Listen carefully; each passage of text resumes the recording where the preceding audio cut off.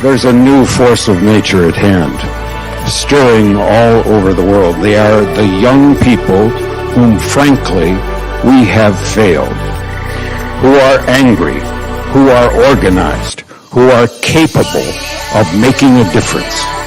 They are a moral army.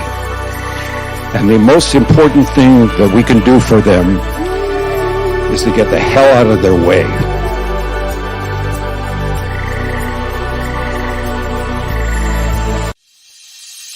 The youth of today, like Nelson Mandela, who is now hailed as an icon of peace, must be ready to be called terrorists.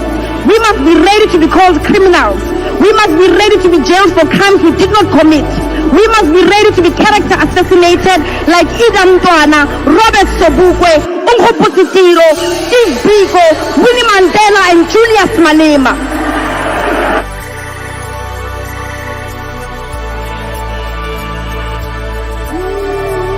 We demand that the people who have been arrested and abducted be released unconditionally as a sign of goodwill. We demand that there be heads rolling in the police department because there are people who gave those orders. We demand as young people that you respect our lives, that you stop killing us. One life was one too many. There are people who will never walk again, and that's why we walk on the streets. And we demand that you follow this constitution, because all sovereign power belongs to the people of Kenya and shall be exercised only in accordance to this constitution. And remember that while you can kill a revolutionary, you cannot kill the revolution.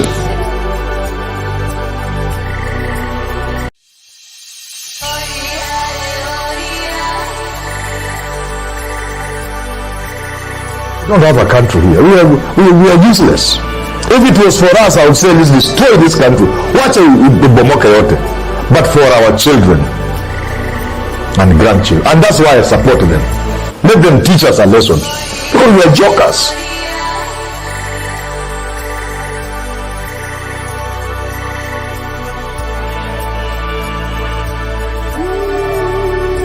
We've been telling young people, go to school, get educated, then you'll get a good job, you'll be empowered. But in most of our countries, the people who are living the best lives have no education.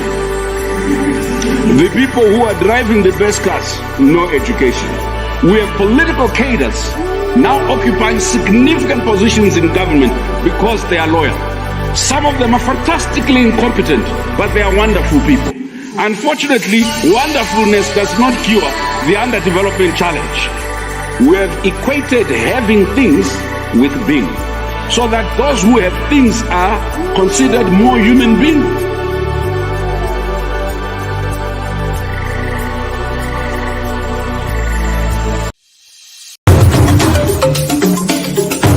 Sisi vile vile sio wote ambao wanataka ugomvi kwa sababu ya ugomvi. Niwaambia nyinyi ni wajinga mkimfuata Ruto.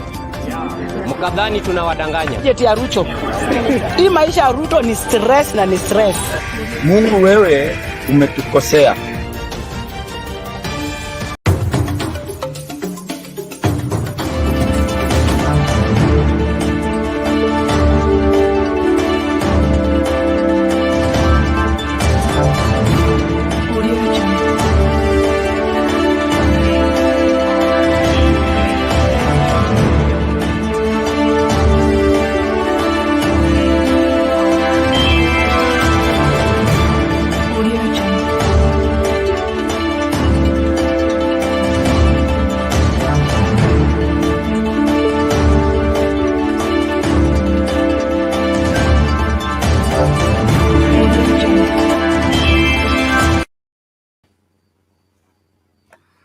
Good evening, ladies and gentlemen. We're glad you're watching. Thank you so much for making time to join us. This is Sound Candid Talk, open forum political discussion show.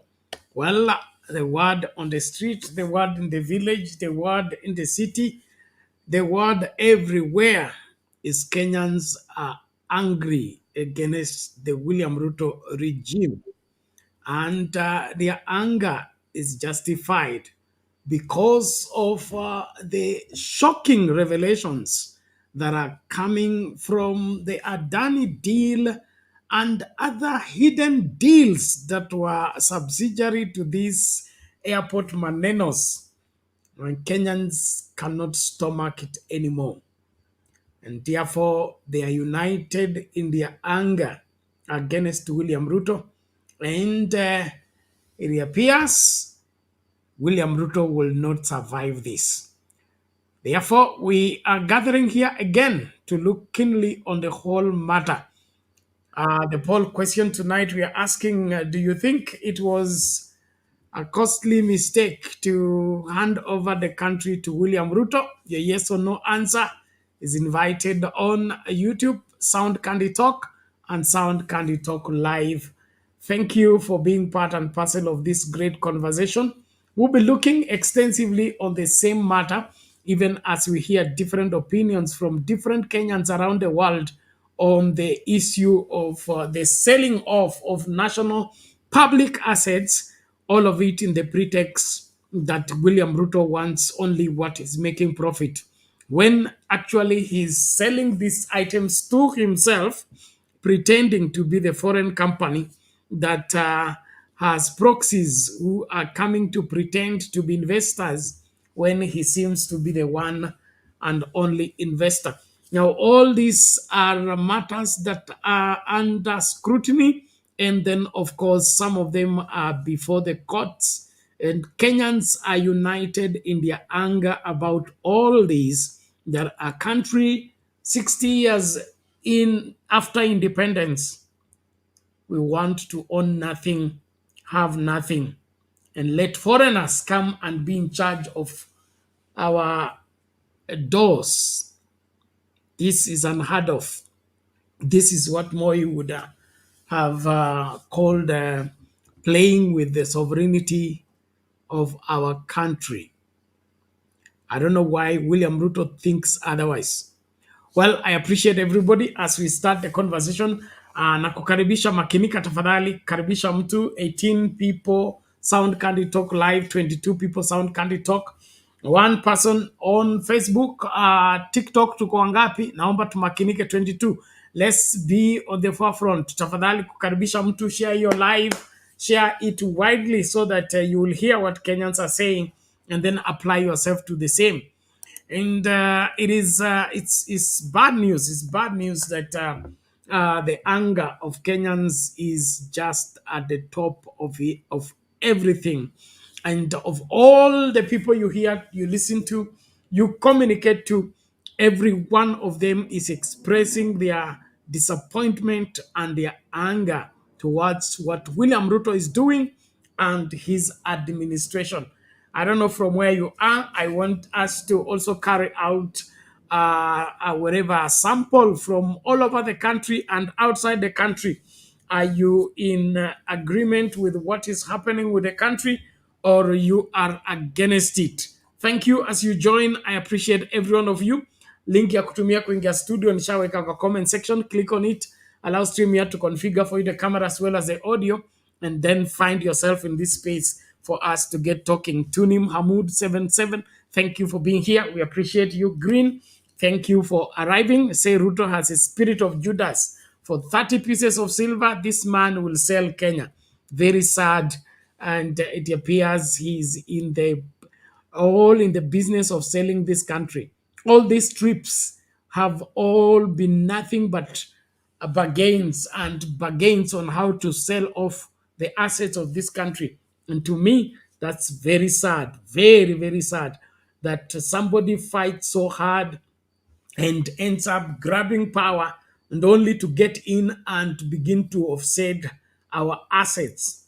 I've never seen this level of leadership. I don't understand William Ruto. I mean, why should you want to be a president so that you sell assets and sell property? I mean, if you wanted to be a salesperson, you should be a broker or an auctioneer, not a president. So you work, you do all the campaign 5 years down the road only to end up in the office, and instead of cultivating and building the country, you want to get rid of every asset the country owns. You give it to foreigners and you call it PPSG, what? This is madness. Well, Kenyans, if we don't arrest this madness, it will affect every Kenyan. So let's all rise up, arm ourselves, and stop the madness. This is not how a country is managed. That what you found in the office, you kill. No, that's a wrong economy. The economy of hunger. What are they? Hunters and gatherers. That's what William Ruto for you. Every hunter kills what he finds. And you cannot grow economy by killing everything you find alive. You found economy alive, you kill it. You found healthcare working, you kill it. You found education working, you kill it. This is not how a country is managed. And so as we ventilate on this, I want you to be up and going. Invite somebody, share your live, like the video, piga kura yako, makinika ili makinike pamoja. Asante. Boss Lady, karibu kwa show. Esther Stoll, welcome to the show. Malkio Ogola, karibu kwa show. Freedom, I see you. Welcome to the show. Thank you so much. Felicitas Makungu, karibu kwa show. Asante sana. Ruto started stealing from primary school things like pencils. So it is not surprising that he will steal. He will steal until he dies. Oh my God. Oh Jesus. Now, naomba karibisha mtu tafadhali. Usitazame kipindi peke yako. Nataka umakinike. Karibisha mtu. Like video TikTok, hizo likes zipande tafadhali. Join tu, una share live, una like video, unakaribisha mtu. Green na kuona, thank you so much, we appreciate you. Naftal Naimani, karibu kwa show. Fabiana Adriano, thank you so much. Leo niko ndani mapema, karibu sana. Dahir Abdi, karibu kwa show, asante sana. Kuna nani huyu? Gypsy Saikona, karibu kwa show, asante sana. Naomba tukaribishane, tumakinike, tufuate kipindi na participate fully. Tafadhali hakikisha kwamba uko mstari wa mbele kumzomea William Ruto kwa tabia mbaya. Hii ni tabia mbaya. Hii ni kitu ambacho akikubaliki katika sheria zozote za dunia nzima. Wewe ukiingia kwa ofisi upate rasilimali ni hii, unapaswa kuongeza kwa hiyo rasilimali, sio kuuza ile rasilimali ulipata kwa ofisi. So jukumu lako wewe kwa ofisi ilikuwa kukuja kuuza. Ulipata healthcare inafanya kazi ukaiua. Ukapata education inafanya kazi umeiua. Kila kitu unachokipata kuna kiua. Alafu bado unataka kushabikiwa. Hapana. So Wakenya wenye nia njema, tumakinike. Hii inaitwa Sound Candy Talk. Tunakujia moja kwa moja kutoka Nairobi, Kenya, na tuko hapa kuhakikisha kwamba ukweli wa mambo unajulikana kwa mambo yote yakiwekwa bayana. I just want you to listen to this lady and just a sample of the kind of anger that is in the heart and the minds of Kenyans on the same issue of William Ruto and his madness. I call it madness. Yes, it's madness. Nobody would want to. You want to sell Kenyan, sell Kenya Power, sell pipeline, sell airport, all airports, sell all the ports. I mean, kwani Kenya Kwanza ilikuwa Kenya ya kufanya nini? Ilikuwa serikali ya kuuza. Walikuwa auctioneers. Okay, and they are auctioning us for what? What are we owing Kenya Kwanza that they are auctioning our properties? You should tell us. Is there anything we are owing Kenya Kwanza? Is Kenyans owing Kenya Kwanza administration? Because Kenya Kwanza is behaving like an auctioneer. Ni kama Shylock, okay?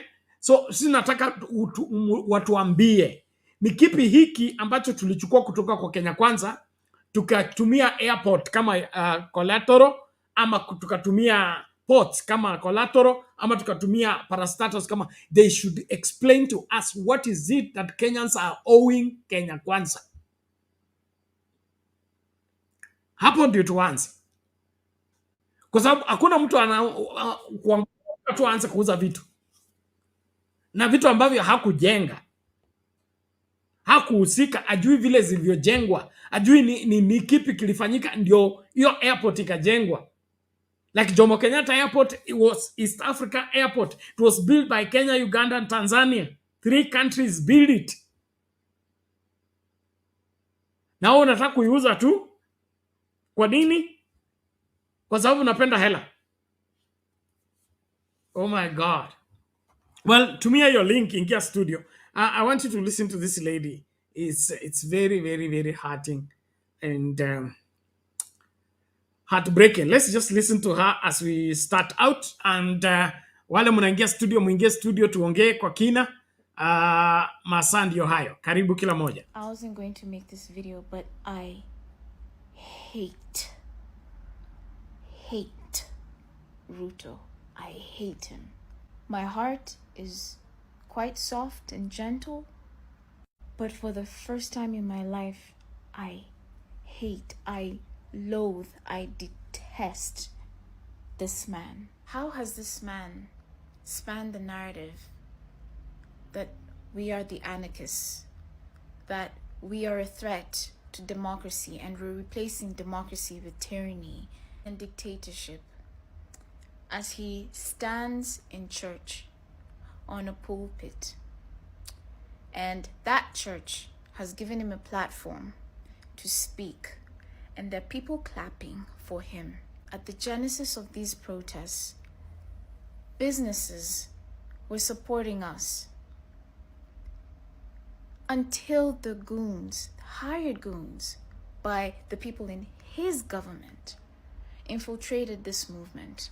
Ruto, we are not faceless. We are not anonymous. We are Kenyan people fighting for this country, to make this country better, because it is our right. We have been peaceful throughout. In the streets, the people who are protesting are kids. They're teenagers. They're in their early 20s. And those who are not Gen Zs, those who are not millennials, are Kenyans who care about this country. They've tasted freedom. They know what it is to be free. And you want to take it away, and you think we will allow you to take it away? You and your government are single-handedly destroying this country. You just cannot believe that there's such a political consciousness and awareness of Kenyans, because you're used to the corruption that was in the previous regimes. You can't believe how educated and how we keep calling you out. You can't believe that we're not buying into your deception. You're an idiot. No one is paying this movement. No one has paid me. And you do this so that you can maintain your alliances, so that you can keep eating and stealing and killing. Ruto, we want you to resign. We want you out. This is not a game for us. We do not want you as a president. You have failed. We have no confidence in you at all. You are a liar. You deceive the people who do not know any better, and you hide behind churches, and you pretend that you are a saint of God. You're a naked wolf. Every step this movement has taken, the Kenyan people have taken, has been through peaceful means, has been through the Constitution, one of the best constitutions in the world. And every opportunity that Kenyan people have given you, have extended an olive branch, you have spat on it. You have squandered those opportunities, and you have acted in your pride. You disregard human life. You do not care at all. You only care about yourself and whoever's behind the curtains. I really do believe this thing is honestly bigger than Ruto, but you are a vessel. You're a conduit of these plans that you want to enact on. I'm so mad. I'm so upset. The way he spoke in that church was a threat, and it was a clear one. I cannot even that church giving him a platform to speak, and these people are clapping. What idiots. My fellow Kenyans, you beautiful people, please stay safe, and may God keep us, for real. But Let's continue to fight, and let's fight the right way. Let's not lose focus. It makes me really sad. Beyond sad, angry. I'm even teary-eyed. It's crazy. Because I love this country.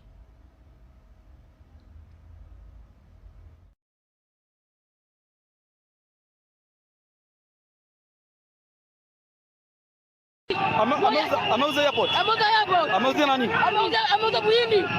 Yaani Muhindi gani? Sijui kwa Muhindi, lakini huyu Ruto lazima aende nyumbani. Aende kalale. Mmoja hajauza airport, mwingine hajauza airport. Nani? Huyu hajauza airport. Kwani yeye anakwenda kuuza airport hapa? Yeye nani? Hatutaki. So sasa tunaelekea airport. Tunaelekea airport pale. Sawa. Sasa tunaelekea airport. Arudie airport hapa.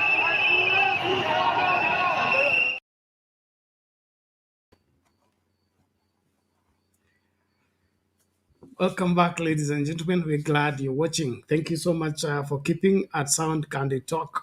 That is partly what Kenyans feel about the situation in the country and the attitude of the Kenya Kwanza administration, especially in their quest to offset the assets that we have lived with, that our forefathers sweated, paid levies, denied themselves to acquire, that we may be a sovereign state that, is able to manage itself, able to run itself. Now, the Kenya Kwanza administration with William Ruto wants to give them away for nothing for the Kenyan people. Well, we have every right to stand up and say no to the same. So let your voice be heard. Let your decision be known. No more sitting on the fence. This country must be liberated once and for all. So karibu sana, naomba umakinike, usitazame kipindi peke yako. Karibisha mtu, naona tunaendelea kujaja. 28 people live, Sound Candy Talk live 43, Sound Candy Talk. Naomba tafadhali tumakinike kukaribishana. Facebook tumefika wangapi? Watatu. Tunaendelea vizuri. Naona Adriano headmaster wenu amekuja, kwa hivyo mjitahidi kushare your link ili tukamakinike pamoja. Stop Adani. How are you today?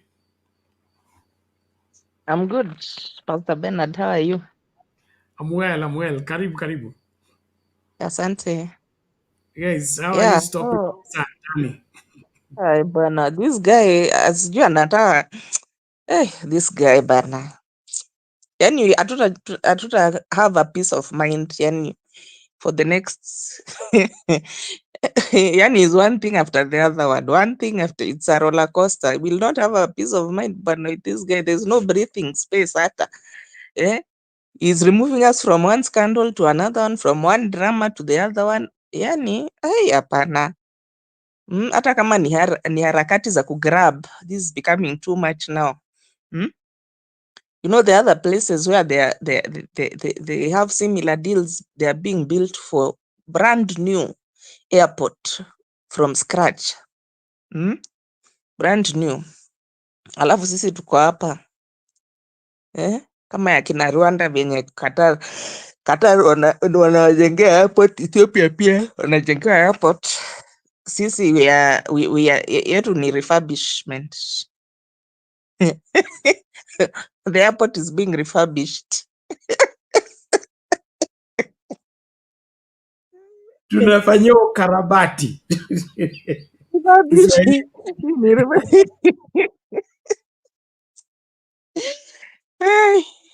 Tunafanyia refurbishment na 2 billion. Huyu jamaa ametuamulia, my friend. Kwanza sahi ako wapi by the way? Is he in the country? Unajua nowadays hata sijui whereabouts. Is he back in the country ama alitoka ile festival alikuwa ameenda Germany? Ameanza tena kutangatanga abroad. Ako wapi sahi? Is he around? Germany. If he was here simungemuona nini? Chunguza kesho anaenda kanisa. Ajarudi? I don't think so. Ama hii mambo ya Adani ndio imemweka moto mpaka ametoroka kwanza. The seat has become too hot, ametoroka kwanza. But seriously, there's no way something like this can happen, you know.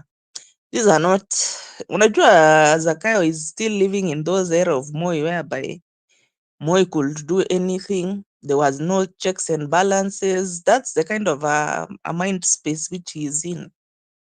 And that's why he's thinking that it's okay to do something like this, which is so absurd.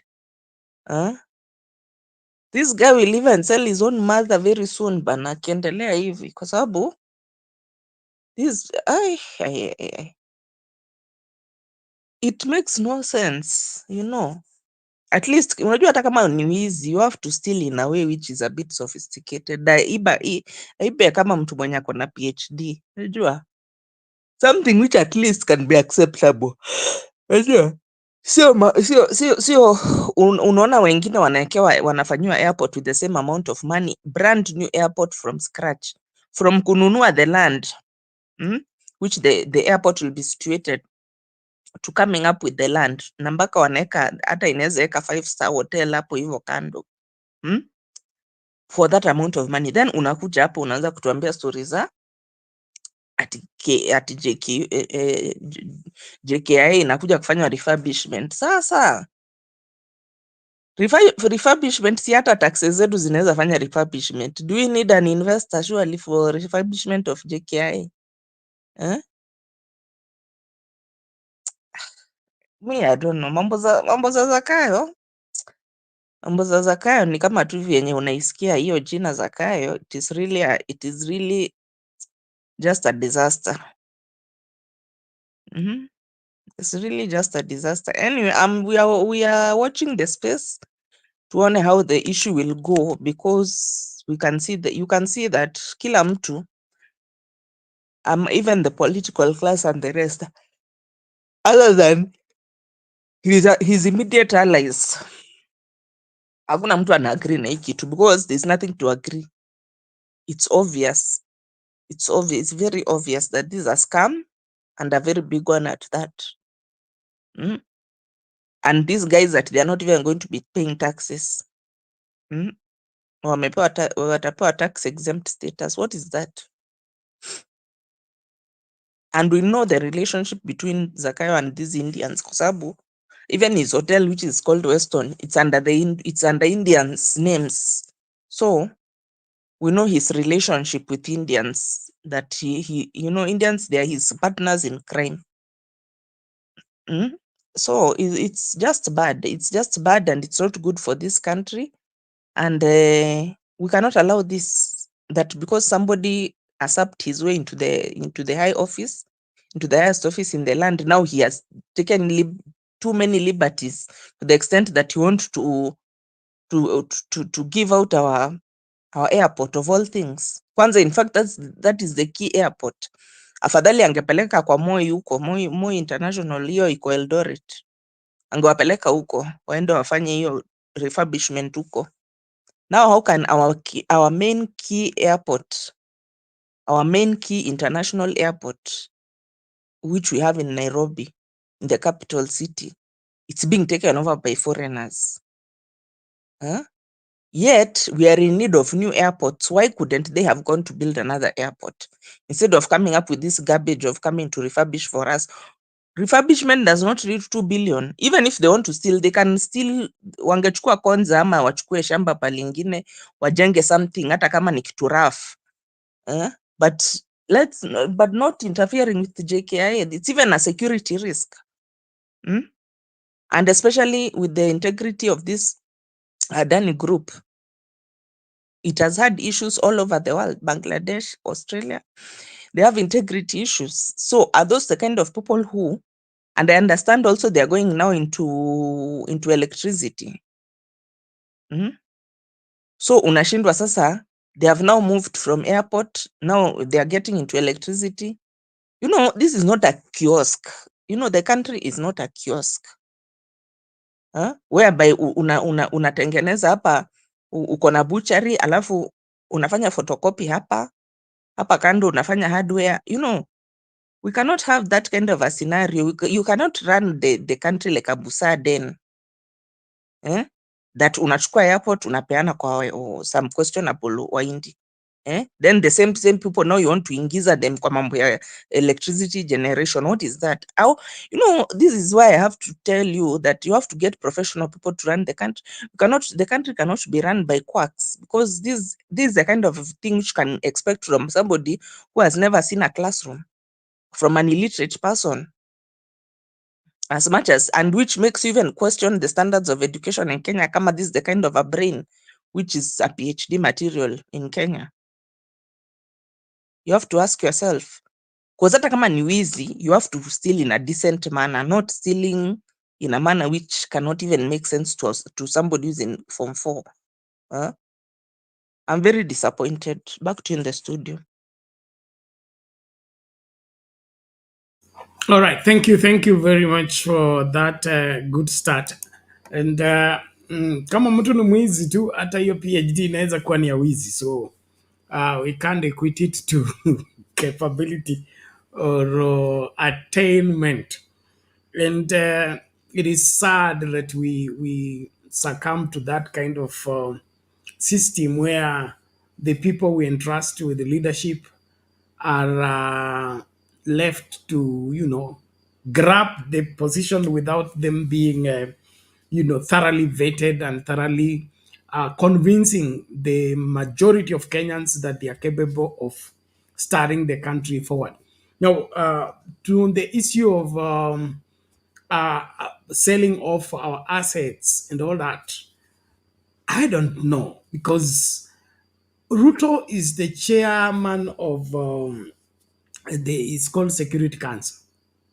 Okay, by the time these deals are being cut, is our National Security Council aware that they will now be bowing to Amuindi when they land in and they land out of the country?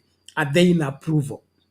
The key sectors of our armed forces, the Navy, the Air Force, and Njikav, are they all in this thing? Or this thing is just being done politically without any consideration of the security loopholes that they are posing, or security threat that they are posing to the rest of the country? Is William Ruto aware that the country can be taken over by strangers and he be kicked out? Or he's just seeing money, and nothing else but money? But all in all, I'm happy in the way Kenyans are sharp and open-minded on the matter and freely speaking out on the same, from the least to the greatest of them all. And therefore, everyone that has an ear, he should hear. And if there is any sense left in William Ruto, he should abandon this approach towards what he intends to do and just face his job. If he wants to be president of this country, let him do what presidents do. Presidents are not dealers, they are not sellers, they are not auctioneers. They are supposed to lead the country to prosperity. You can't come in office and you want now to offset everything without producing anything.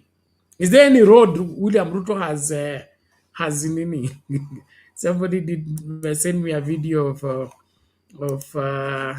this comedian. I'll play it later on. Comedian saying he was passing near, is it Bomet or Kapsabet? And it's a very good gate for a high school that has not been launched. So it was calling Ruto, pia ukitoka German, nimekushikia hapa, kuna kitu hapa kumbe ilikuwa haijakuwa launched, tunataka ukuje kulaunch. So nimekushikia, kuna mtu ata launch mpaka ukuje na kitu mzuri sana ambayo inafaa kulonjiwa na wewe. So it appears that Ruto is not building anything. Ruto cannot build anything. Everything he launches is what he found, and he will end up killing everything. So this Manenos, even on security grounds, the deal is cancelled.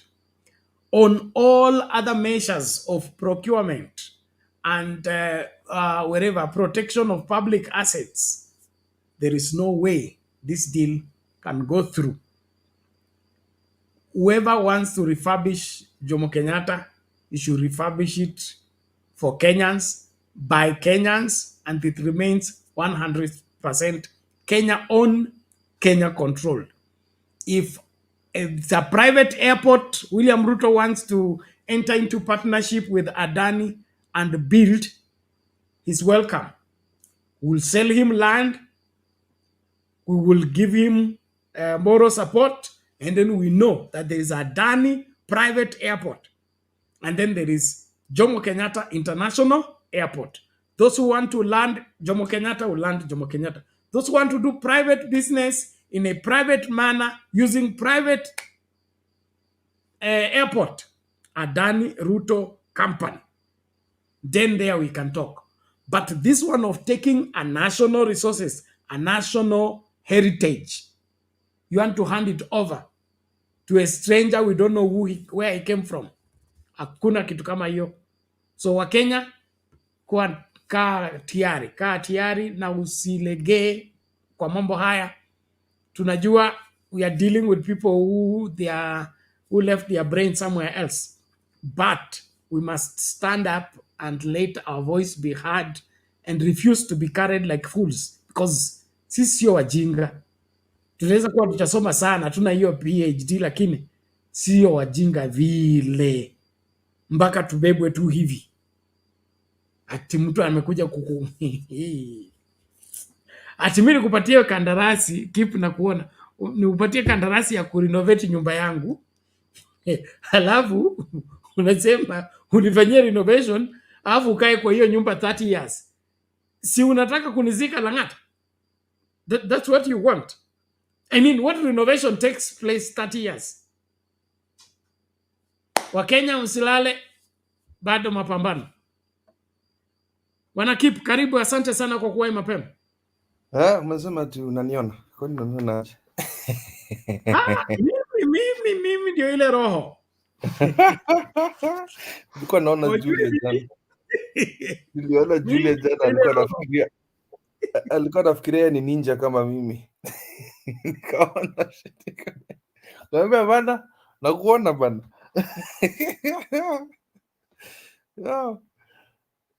So I'm glad you're continuing the discussion ya jana. Unajua, it's okay. Yeah. We don't mind selling JKI or selling all these crucial things. First of all, I was talking to my cousin about that today. I was like, okay, things that concern national security like the railway, the roads, siangeuza barabara basi. Siauze barabara, sell them. The grid itself, unajua hizi vitu ya stima, KPLC can be sold, lakini wacha grid. KICC can be sold. There are certain things you can sell, yeah, lakini wacha vitu kama port, things like the airports, international airports, by the way, these are not national airports. Anaweza enda kuuza hiyo ya nini, hiyo Wilson, uza hiyo, enda uza Wilson kama unataka kuuza kitu. And then the second thing is we have capabilities as Kenyans. Ruto, si utafute Mkenya kuuzia hizi vitu kama uko na hiyo njaa sana. Sell it to Kenyans so that Kenyans can then improve the economy of Kenyans and not Indians. I don't mean to sound racist, but I'm a nationalist. Wacha hizi vitu zikae Kenya na ikae na watu wa Kenya. I don't care what other countries have done. If South Africa sold to the Adani group, ole wao. If some American, nilikutumia video American parking issue, kama waliuzia Saudi Arabian people, that is them. Sisi tunataka vitu za Kenya kwa Kenya. Si umesikia vile Trump anasema make America great again. Tunasema make Kenya great again. Yeah, let's do things for Kenyans. Yeah, we cannot, we cannot keep selling our assets to make this dynasty of Ruto, because everything, ukinotice kitu moja Bernard, anything that Ruto says and shams, he does. Alisema hakutaka watu wa naitwa jeo dynasty. What is he forming right now? He is forming a dynasty of his own. Now we are hearing rumors since the day he stole the seat in December of that year. Watch August. December of that year, we hear he wanted to add his term limit. And anything that you hear as a rumor in Kenya is actually the truth. Nimeacha believe in that rumors and conspiracies in Kenya are not true. They are true. Another thing, accidentally, people in the group yesterday when we were talking, we started noticing something very weird with because I mentioned it. I was like, why are these senators begging, and why is it every time there's a big issue we have the senators that are actually bringing it up and not National Assembly? Why are they begging? Kumbe last year hii washenzi, excuse my language, but bado ni washenzi, sorry, not excuse me, hii washenzi waliweka hiyo bill ya kufanya that a cabinet secretary is the only person who can decide to sell us assets, meaning that it's yes, there's a bill for that. That is why they're begging. There's nothing they can do, Bernard. They put it into law. Now you get it, Bernard. Law. It was passed in the National Assembly. Yes, and the National Assembly is not talking. The Senate was recalling it because Ruto passed it through the National Assembly without involving the Senate. But what is the Senate's job? Blocked the Senate. So the Senate was demanding that such laws should not be ascended to without the input of the Senate or the checking of the Senate.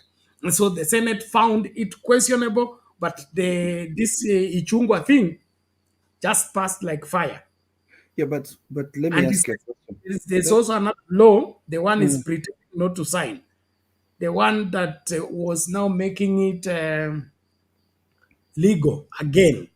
The Ndegwa Commission, Jakindube keeps talking about the Ndegwa Commission of 1975, where it removed the law that had forbidden any government official should not do business with government.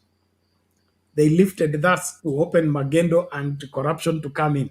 So there is now a revised version of it that everybody's forging for. No government official should do business with government. But these ones are saying the senators, members of parliament, and these other people are free, like they have rights to do business with government. That is true, and they have the right, because being a politician in Kenya is about doing business. They have the right to do that, because why I'm saying this is because the Senate, kazi yao ni kazi ya county. They have nothing to do with these airports. I'm sorry, Bernard. I know you're defending them. We should be having these debates in the national. The MPs are the ones who should be fighting this thing. They have kept mum. So Senate inakuja kufanya kazi yao kwa nini? It is a shame. And I'm not shunning the Senate, by the way. I am not hitting them.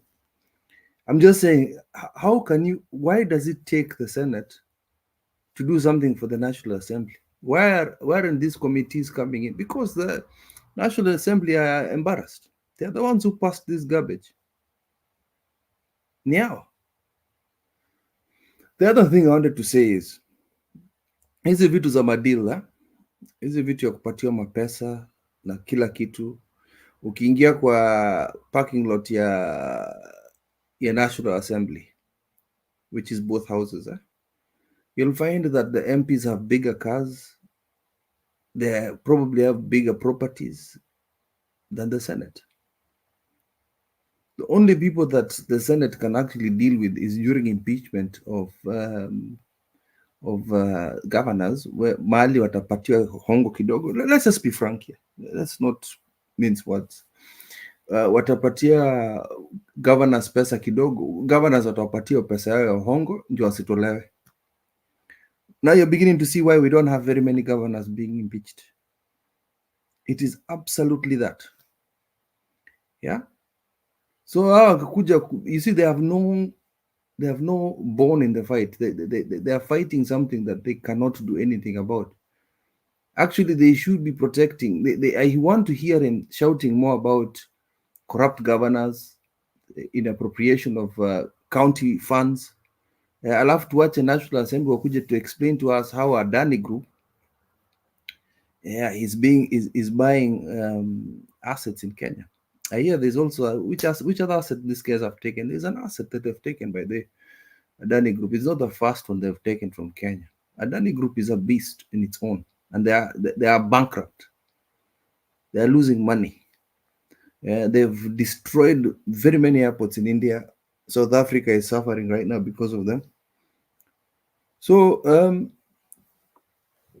we as Kenyans, what I would encourage, I know I sounded a bit harsh, but what I would encourage is let us just keep making noise. We cannot allow this man to come and do things. He's the so-called president. Sasa anakuja kuongea mambo ya Nairobi River for what?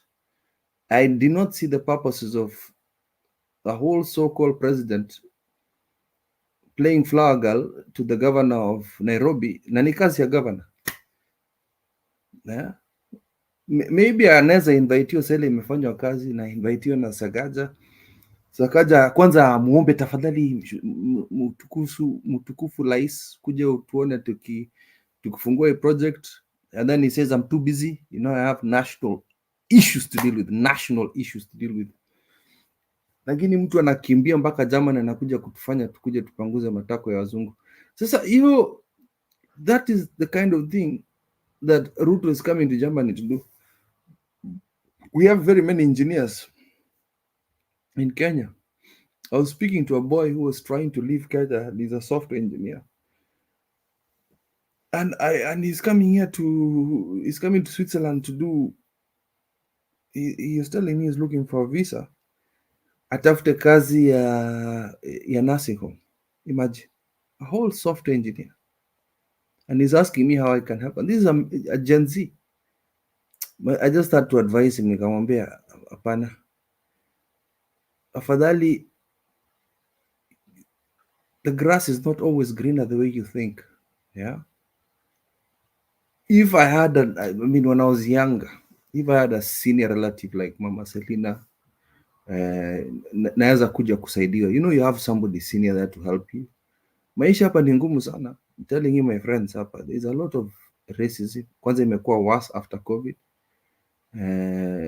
If I have someone like Mama Selina, anaweza ni protect. Unaona?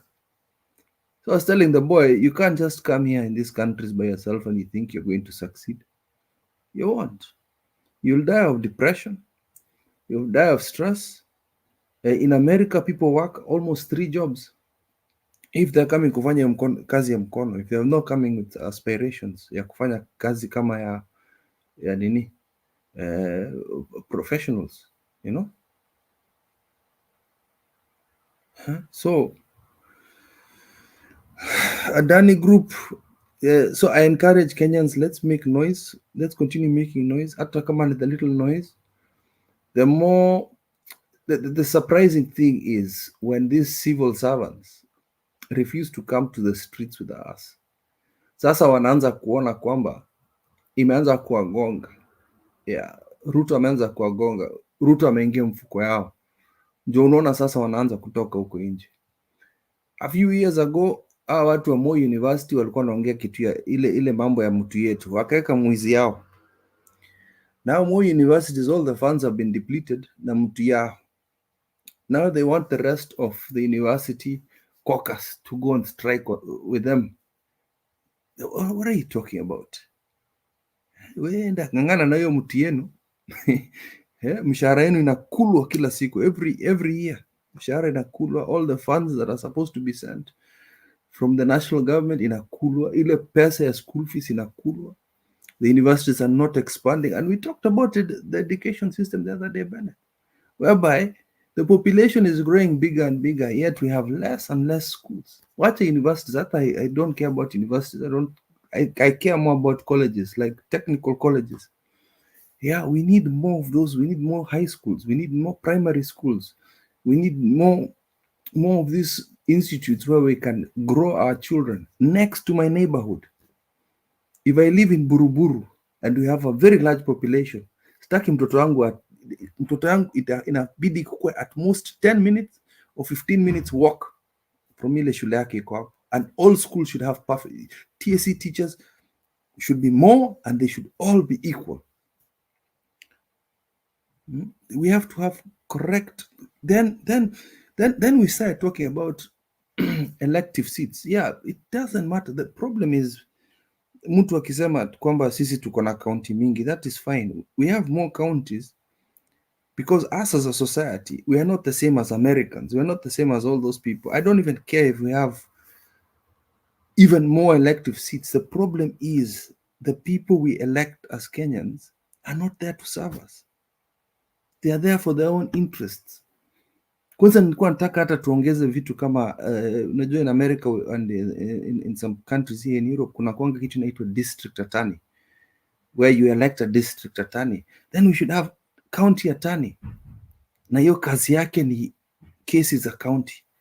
Haya, tunafaa kuwa na sasa ward, tunakwanga na county sheriffs. So tunataka hapa Kenya tunataka ward sheriffs, where we electing law enforcement police of our own. Ndio tukisema national police wanakuja kutugonga siku za maandamano, tunasema tulikuwa tumeelect sheriff mzuri.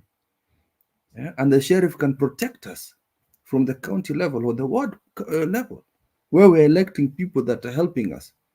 The problem is not the constitutions, because yesterday we had this big debate about the constitution. The problem is not about changing anything about the constitution. There's no problem with adding any more seats. It's fine. That's okay. The unfortunate thing is we're electing pigs.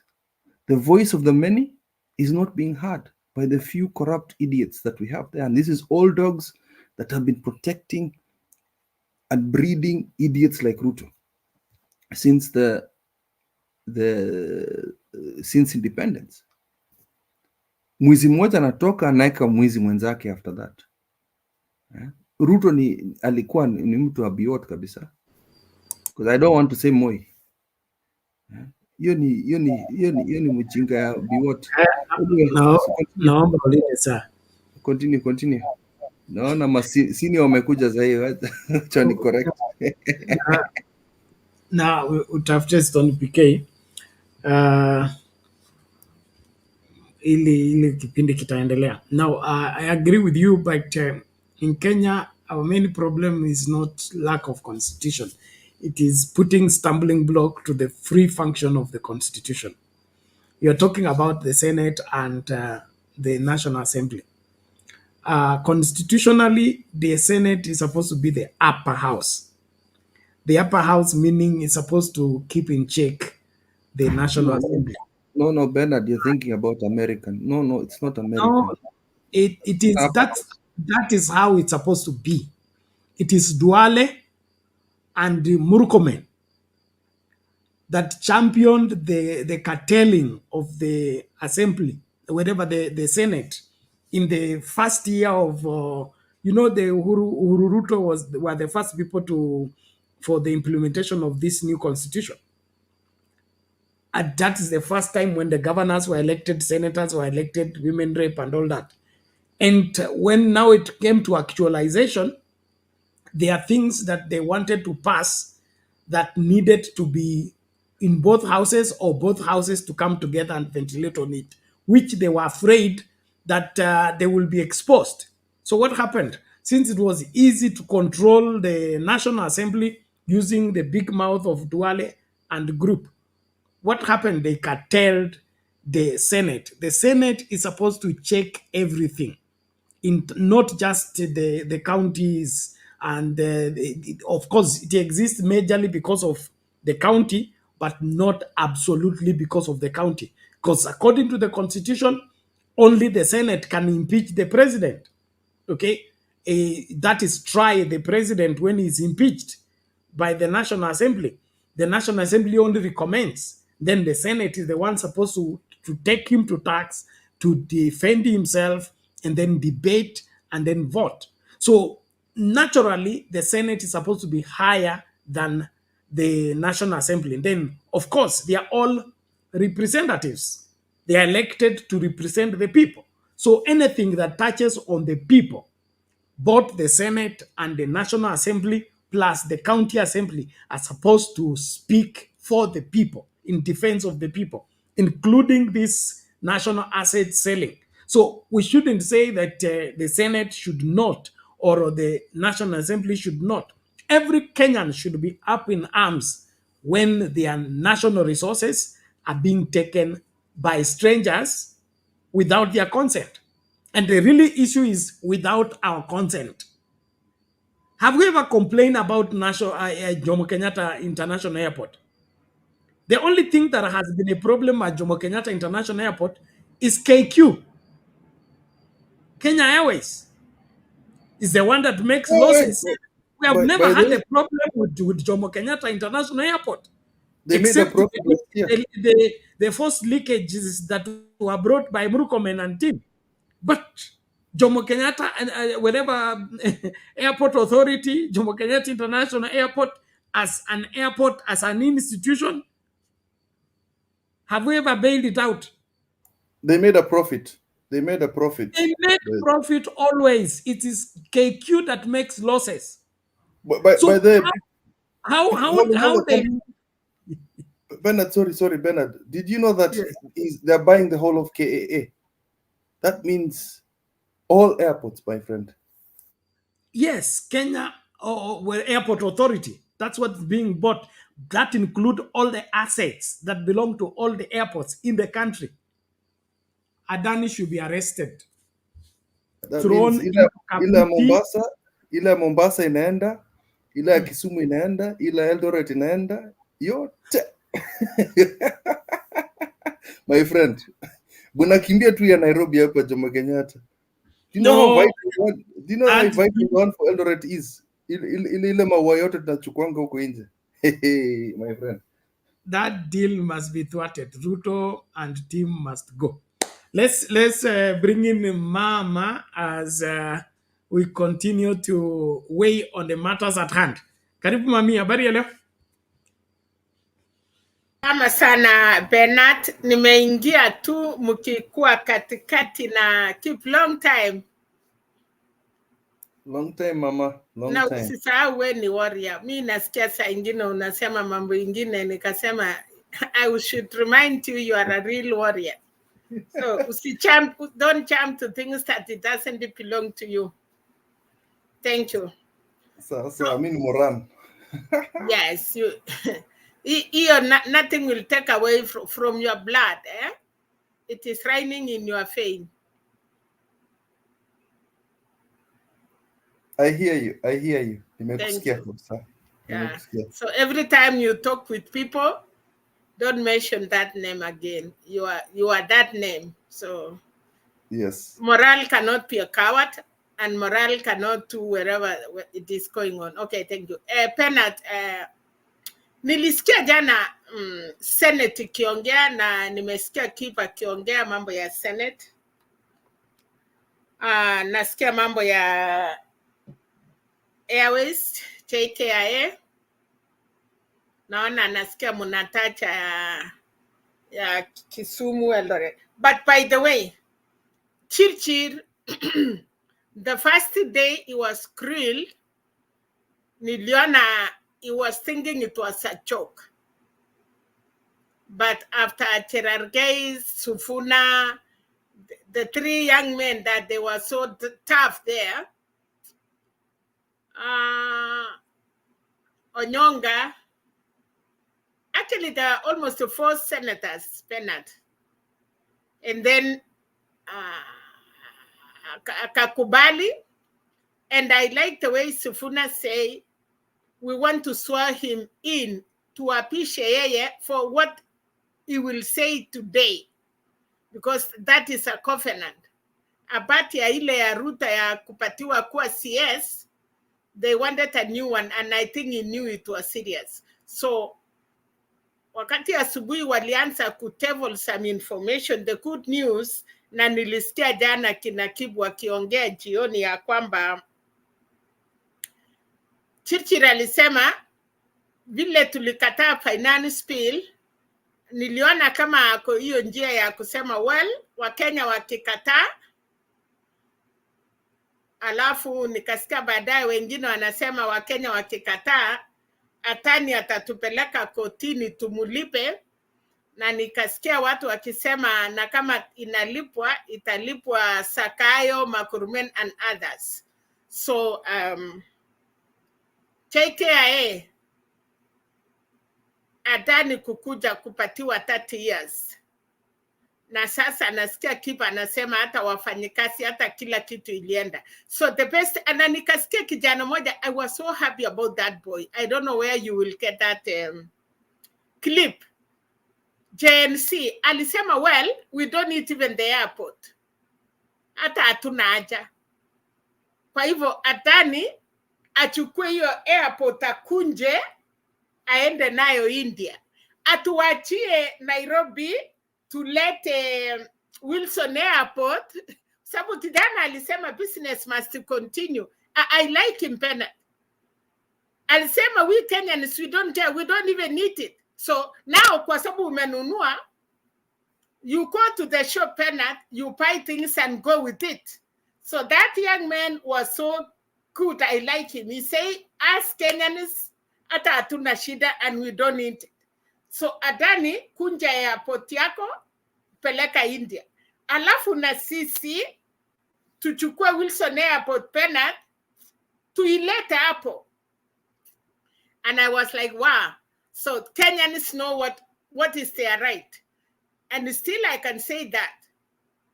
Kwa sababu kama Adani anafikiria 55 million Kenyans will sit down and wait for him to come and take it. Then kijana ametuambia vizuri, chukua hiyo airport atuhitaji, alafu sasa tukuja na Wilson Airport, tukuje tutengeneze yetu. We can name it. Wewe umenunua Kenyatta International Airport, take it. Chukua China ya Jomo. Wachie sisi mchanga, and then now we will call it even Wilson Airport because sasa tutakuwa tumepromote. It is like a joke, Bernard, but it is not. You cannot just come and buy assets. Na kitu yenye inanisumbua sana is why do this government sell properties of Kenya? And then I come back. KICC, TC Kenya tulichukua tangu 1963. We never knew it was not a KANU office. We never knew it was not a KANU property. Until wakati Kibaki na Raila walikuja, we noticed KICC was fueled in the Kenyan money. And that is why KANU ikasurrender hiyo title deed. So whoever anafikiria kuuza any property yetu ya Kenya, it will come a time Penat, tutakuja, tunataka kujua hiyo JKIA ilichengwa aje, how it did happen, and then now Adani and the group take back. Grand Regency ilikuwa imeusiwa Camless Patni. Bernard, what happened? Camless Patni alitoka, Grand Regency ikarudi. So there are things that you can be in power and the assets belong to Kenyans, it will come back. Na hata kama wamesign agreement ya kwamba ukitaka kurutisha unaenda international community. Even the international community, the lawyers will not agree. You cannot go to and then we close it. So now Adani, he will tell us. At hiyo airport haitafanya kazi, we don't care. Watu wataenda kupanda ndege Uganda, wanapanda Tanzania. Tunatumia Wilson Airport na hiyo mahelikopta yetu ndogo ndogo. We go wherever we want.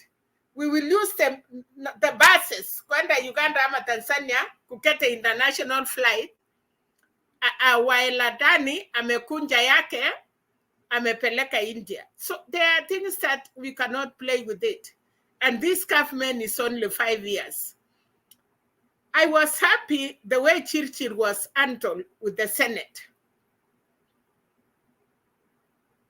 Omatata came, friends of Olendama, friends of committee. So this was good. And wanaenda kuandika report. We are just waiting for that report.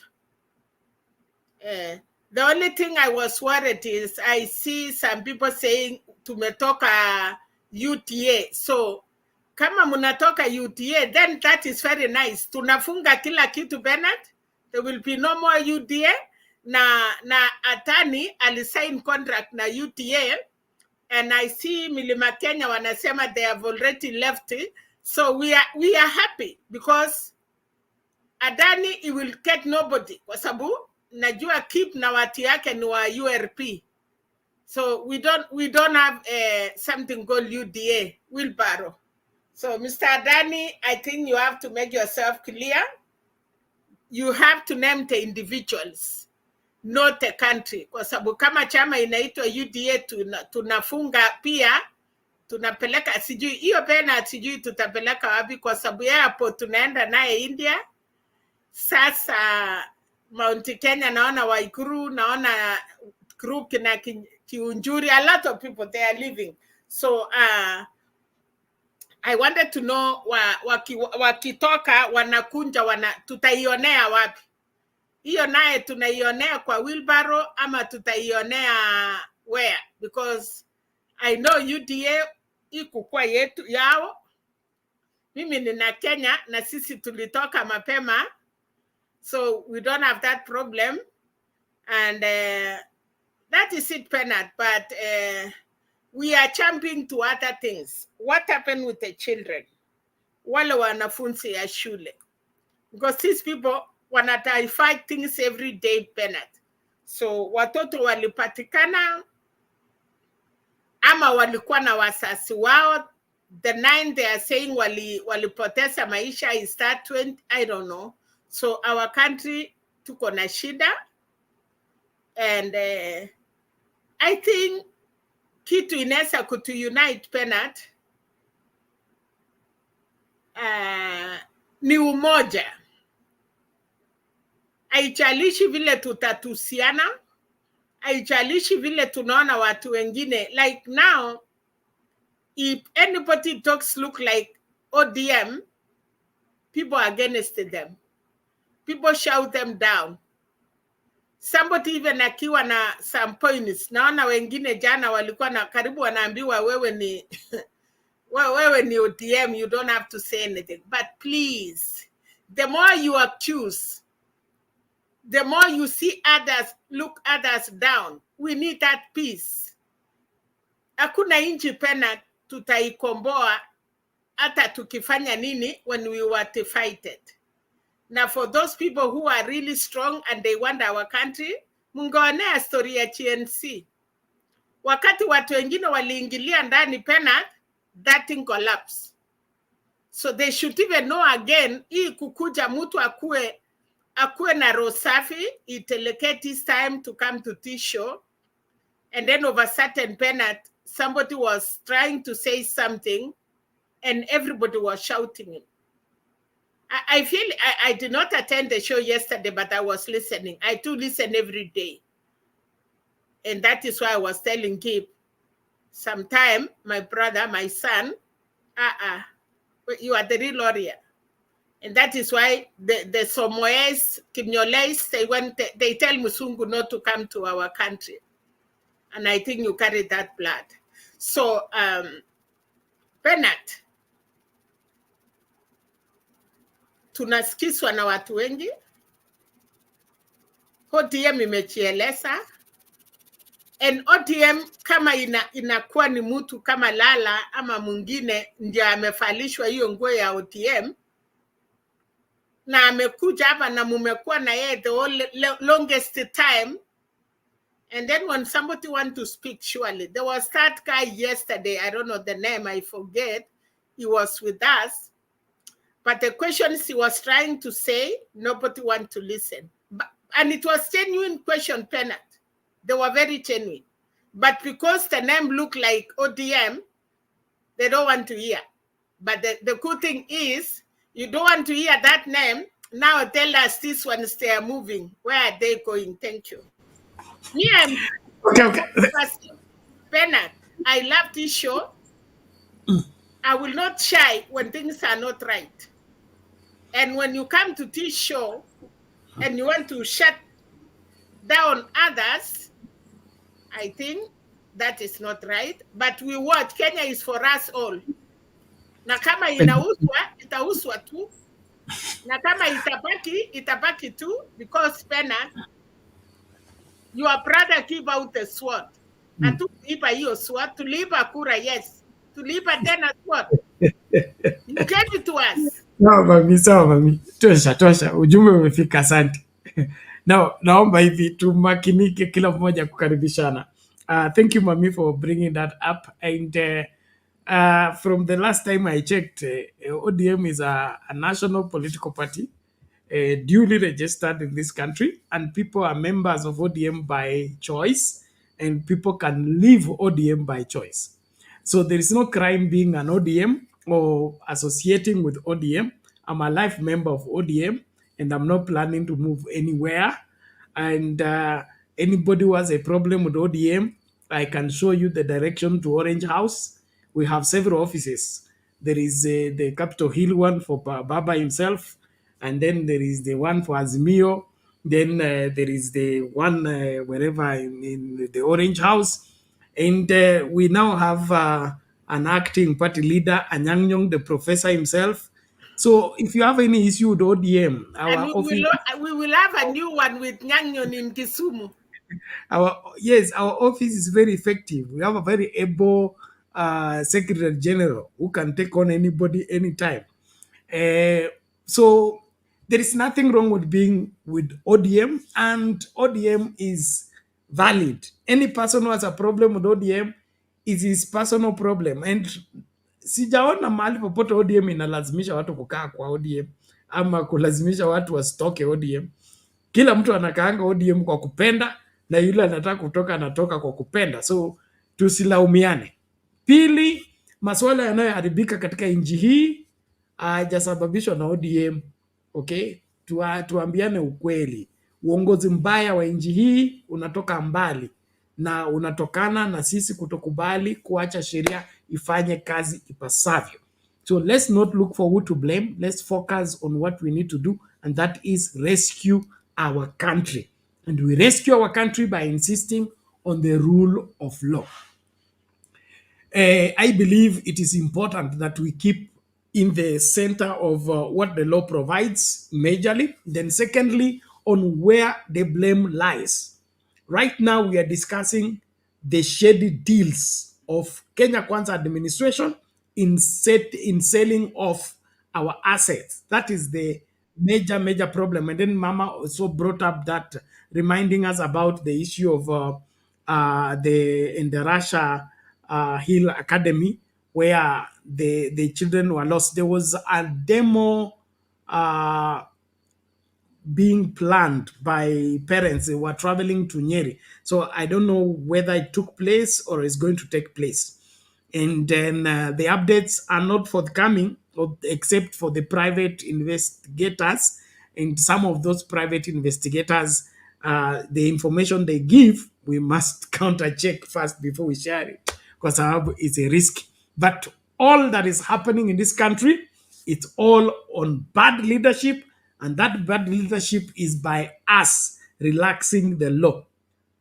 Tungekataa kwamba wezi hawezi kuwa rais, wakora hawezi kuwa rais, watu wako na corruption cases hawezi kuwa rais, hatungekuwa hapa.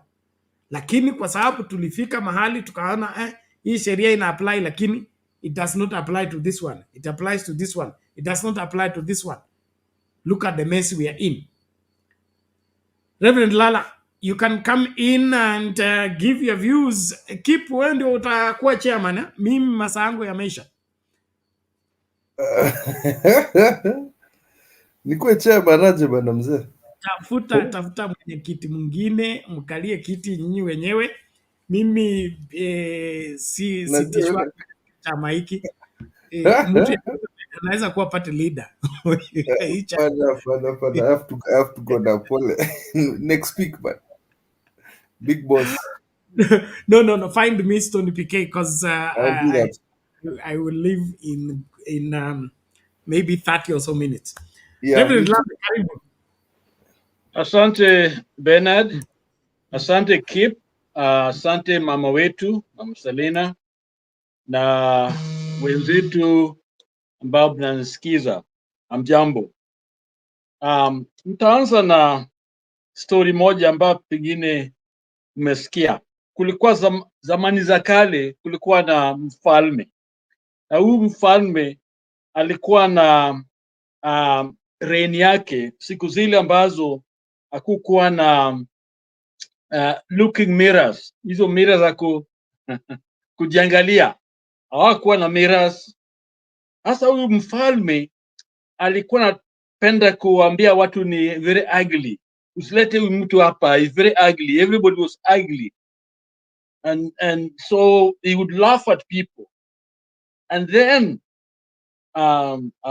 maybe a foreigner, whoever came in with a mirror, a looking glass, akampatia ajione. When you saw how he looked like, he never called anybody ugly again. And that was the beginning. And what I'm saying that to say this, that the so-called anti-ODM,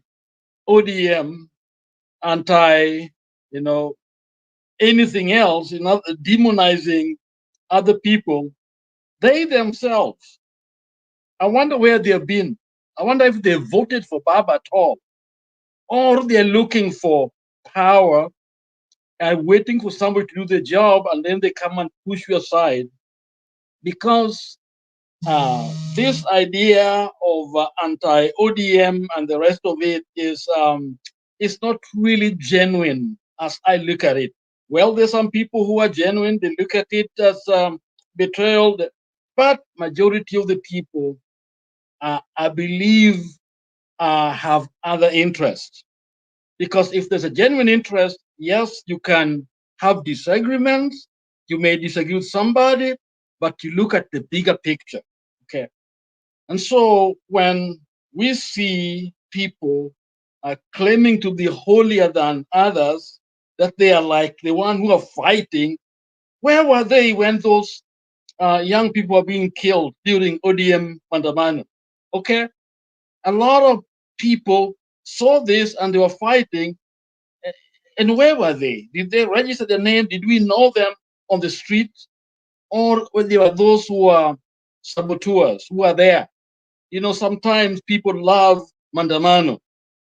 They love it, they promote it because they have a store, some shop somewhere. When people are tired, they go buy water, they buy this and buy this from their stores because they are making money out of it.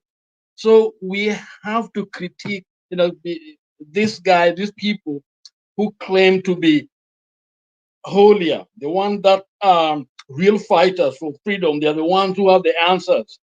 Okay, and yet they were not there. They've not been consistent. One thing we know that Baba and a number of people, Master Karu and others, have been consistent. Okay, so it is important for us to step back, wait, and look at all the facts, all the data. Look at what's really going on. Then you can come to proper conclusion that this is what's going on. Because in my mind, cancer imejeneza kila pahali. Okay, a matter of fact, you look at the other side, you see people with all kinds of motives. So it is a time to purge the entire system. What is that medication that they use to clear the inside? Okay, Daudi alifanya dhambi. Okay, I think Psalms 41 alisema clean me, unioshe Mungu. Yani, by the high soaps. You see, high soap a long time ago was a laxative. When your stomach ina vitu unakunywa hiyo aoshe huko ndani. Yani Daudi anasema wash me inside, nipatie collective uko isafishe huko ndani, not just outside. Yeah, most of us wanataka kujiosha outside only, alafu tunaonekana kwamba we are the great men, we are the fighter, we all this. But then when it comes to where the rubber meets the road, yani when things are rough, we want the way out. When we see the opportunity are available, we step back in there. Okay, so we have these kinds of people all around us, and so I think wherever we are, especially when you see things disintegrating, then you're wondering, what is it that has been holding us together? Is it only Baba? Now Baba is not there, everybody is disintegrating.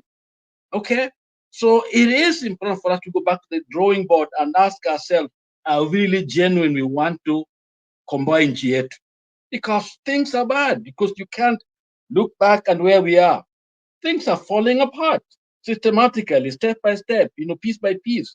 Everywhere there's some issues going on.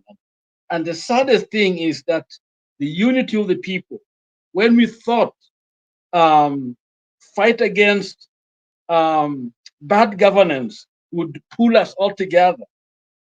We might disagree on strategies, but we are together on that one thing, that we want a clean government that works for us. Okay, but it seems as if that's not an issue. People are thinking of personalities. People are revolving around certain interests, which are not nationalistic.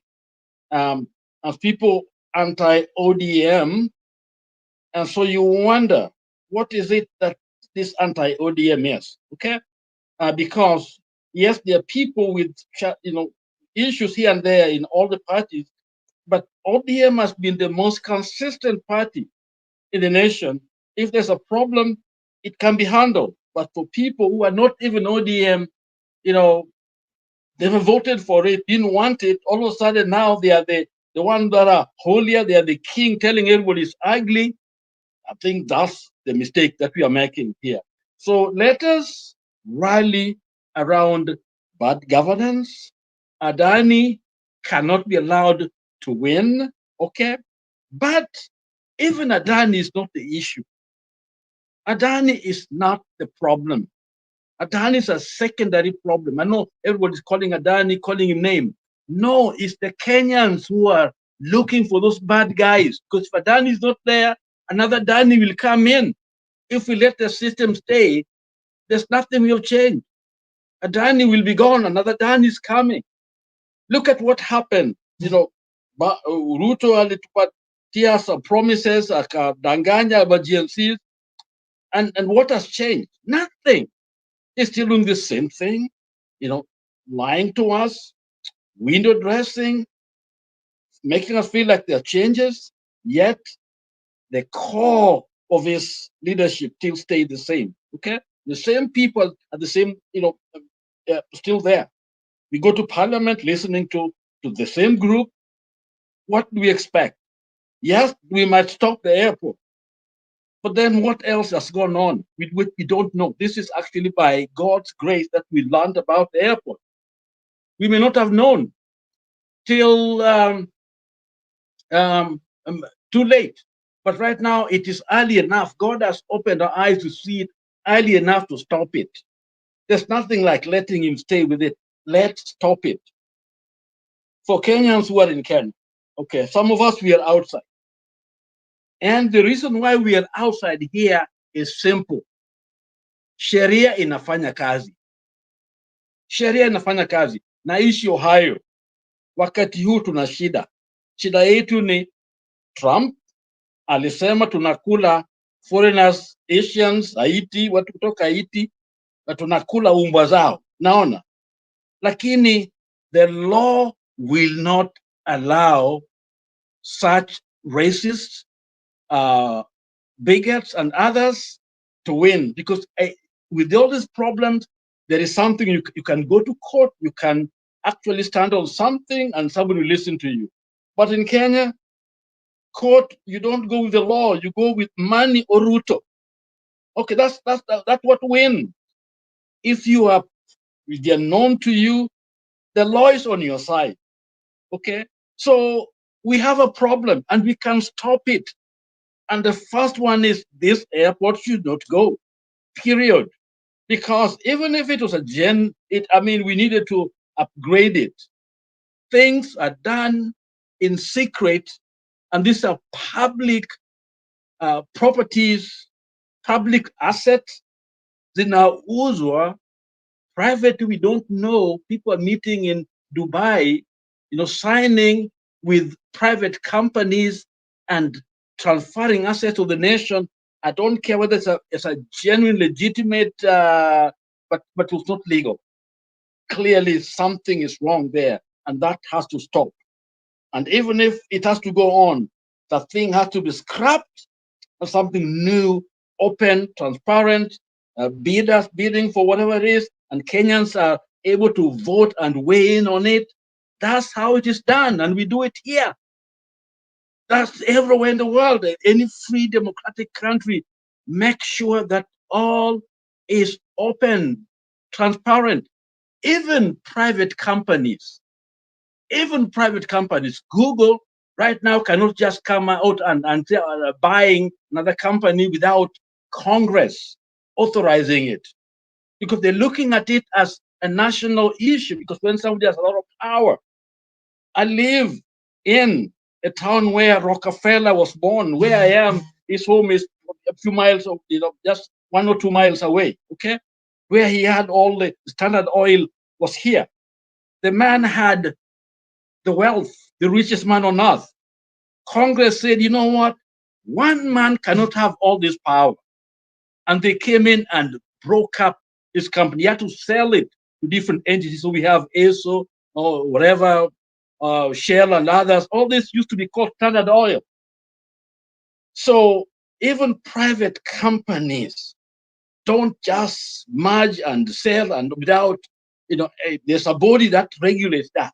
But in Kenya, a government, people property, changing hand to somebody for 30 years, and then he has so much power. I think, Bernard, maybe you have to bring a lawyer to help us understand. And I think Magufuli even talked about some of the vikwazo ambao wanafanya. But you can't even build another airport. There are so many laws around the country. Enough they come in to control your land. Come on, beberu tu amerudi. There's no difference. So, and this is wrong, and it should never, never happen. If there's a law that gave that provision, those people who gave that law, give it away or change that law should also face something. There should be, whoever come to power will have to bring them to answer those questions. Why would they do something like this that have been done? But sisi wananchi ndio tunanchi, because it's our nation. We say no, it's a no, and that should be final. There should never be any appeal. Wananchi wakisema, tumesema, hiyo ni must go that way. If we let Ruto win, then the country has lost, and Kenya will never be Kenya. That we knew it. It's changing faster and faster and faster, and sooner or later it's gone. And that's my take on the subject. Okay. Thank you, Reverend Lala. We appreciate that. And I keep asking the same question. Did we have a problem with Jomo Kenyatta International Airport? Was a replacement of the Jomo Kenyatta International Airport part of Kenya Kwanza Manifesto? Did they have a program of upgrading our airports? The upgrading of the airport, was it part of the budget of the 2022-2024 finance bill? Where did this thing, when was it hatched? When was it conceived? Where was it discussed? Who approved it? This is clear corruption. And so as Kenyans, we must not accept this, because you accept once, you accept all. The Bible says if you break one law, you are guilty of them all. The moment we allow one item to go, everything else will go. And so the only way to deal with William Ruto is frustrate him in his attempt. Just like he tried to tax us unnecessarily and we rejected the finance bill, we should reject every attempt to sell any parastatal. Iwe inatengeneza profit ama itengenezi profit. Parastatals are not meant to make profit. Parastatals are meant to serve Kenyans and make service to Kenyans affordable. That's the reason for the parastatals. And so selling off anything that belongs to Kenyans without the Kenyans' consent is robbing Kenyans, and we must not allow that. And so, just like Mama Selina said, KANU had taken over KICC and said they were given as a gift by President Moi. But the law had its own vikwazo yake. Sema the president cannot give a gift that is more than what, 20,000 shillings without the consent of parliament. So they say, when was it discussed in parliament and passed that this building is given to KANU as a gift? And on that law, the whatever property had gone to KANU reverted back to government. And so what is happening here is clear theft. Ni watu fulani wamekubaliana wakakutana waibie wa Kenya. And that's why I want every Kenyan to understand. Huu ni wizi ambao ulikuwa unafanyika. Tunashukuru Mungu umefichuka. Kwa hivyo sisi kama Wakenya tusimamie hapo. Airport yetu hakuna mahali inaenda. Iwe inavuja, iwe iko na mende, iwe na panya, ni yetu. Sisi tutafuta mitego za panya baadaye. Tutamkodisha Gachagua zile alikuwa anatumia State House, anaweza kutusaidia tukakamatie hao panya wa airport. Lakini sasa hivi Wakenya wote, let's agree together. Our airport is not going anywhere, and whoever has given money atafute wale watu walipatia pesa wamrudishie pesa yake. Wakenya, we don't owe anybody anything. We were not selling the airport. We were not leasing the airport. We had not advertised any deal anywhere in any newspaper that tuko na kandarasi hapa ya kurenovate airport. Mtu gani anaweza kuja kuturenovatia? That advert they should produce, and when was that passed? So if that is not there, wizi ukomeshwe. Na wote ambao ni wezi hapa Kenya wakamatwe, washughulikiwe kulingana na mujibu wa sheria. Naomba tucheze hii kidogo tu alafu Lala utaingia then mama. I think the last cabinet had brokers inside, because how would Adani want to spend 1.8 billion to upgrade and expand JKIA, while Qatar Airways in Rwanda wants to build a very good airport at the amount of 1.3 billion. Secondly, I did not see any committee that sat with the then Transport CS, Kipchumba Murkomen, to engage in any discussion, because he was the Transport Cabinet Secretary at that time. 1.8 billion is enough to build a new functional airport. So Adani would have come and built their own airport. They could have leased land to them. But now there is a broker in between Adani, the cabinet secretary, and then Kipchumba Murkomen, and Nabi. I really want to know who the broker is. What shocked me more is this, that deal between JKA and Adani will be compensated if there are interruptions from courts or parliament or protests. I have come here this morning to tell you that our parliament, our government, our cabinet is run by brokers. What wako mboka?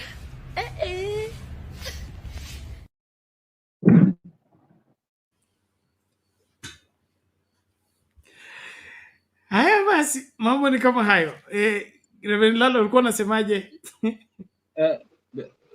Bernard, I think we are letting people like Murkomen easy. We are letting people like the president very easy when we start looking far from them. Adani is like Atur Margayan and the rest. People like Adani are there to make money. How they make it, that's another question. We have got no power, no control over them. It's the same thing that happened during the election. The Camagos were brought in. Okay, they bring them in, they use them for their own particular interest. And so if we love a nation, we must stop it. Let me also say something about where I live. John Hopkins International Airport is not well known by most people, but remember, Ohio is the home of aviation. Whether it is the first flight, whether it is all astronauts, Neil Armstrong and all this group, these are Ohio products. Okay. The Hopkins Airport was the first chartered municipal in the whole world, when you start the flight. And I happen to be the one running the hospital. I wish I would bring her here. She is a woman who is my personal friend. I'll bring her on here to tell you how airports are run. Our airport here is owned by the city of Cleveland. Okay. It houses different people, including the federal government. One part of it is NASA Lewis, where they made all the important flights for Apollo and the rest of it. Okay. So it's a national treasury that nobody plays around with. So when people like Murkomen and Ruto plays with a national security entity, which is so critical to us as a nation, the question really people may ask, are these truly Kenyans? Do they really care about the nation? When they took that oath of office, wakachukua hiyo kiapo to defend, are they doing it? So me, I'm looking at almost treason here. I'm looking at people that really don't care for the nation. And Kenyans must know that. The Kenyans must demand that. Any single day we let them off the hook, we are hurting ourselves. And this is where they did the election, okay? And we kind of pull our feet from the accelerator a little bit, and so they're getting boldened. So the airport, and we don't know the others that are gone. Some of them will find them much later, because these people don't have any ethics. They're full of themselves. They don't care. They care for the least of all of us, our children, our students, the kids are, and the rest of the school, kept like sardine, yet they are doing business with items like airport. And again, airport bring in money. Okay, all this needs is management, proper money. The money is coming. Every plane that comes in, every ticket that is bought, there is a percentage that can go to the government. The airport is a money maker. Okay, it's not a business to do business, yes, but it's keep bringing in. It doesn't compete much in terms of something want to be sold here and there. As long as the plane is coming, it should have the money. So it is a cash cow for some people. So to sell it, is strange. It's weird, especially when you want to expand an airport. Already the business itself, the way it is, if you're looking even for funding, there are hundreds of people that will put money in to do all kinds of business at the airport. As a matter of fact, the young lady, the one that I'm talking about, had even asked me about our airport. She wants to come to Kenya and look at some of the activity that can be done in those airports. Keep it brief, please. So the thing is, we are not desperate. The nation is those who understand how it works. There's no single reason to look for someone privately to come to be our rescue person when actually money is coming in. The planes are landing. If you need an airport, there are methods, strategies, and ways to come up with another airport or to expand it. Not this private thing that even the Senate did not know. If it's to be sold, the people should be asking about the sale are the senators, are the MPs, because they're the one who should know, and they don't even know. They don't know. So to me, that by itself nullified. That's the spirit of the law. That should not, this thing should not go on, period. No matter how you can prove how above the board things were done, there was no bribe and all that, already it smells, it stinks, it's bad, it's something that should not happen to any of the entities, any of our national interests, any of public properties should never be sold this way. The law that was made to do that is a bad law. That is actually anti the spirit of the Constitution. Back to you, Bernard. Okay, thank you, Reverend Lala. Mama, you can make your comment, then we bring in Alex.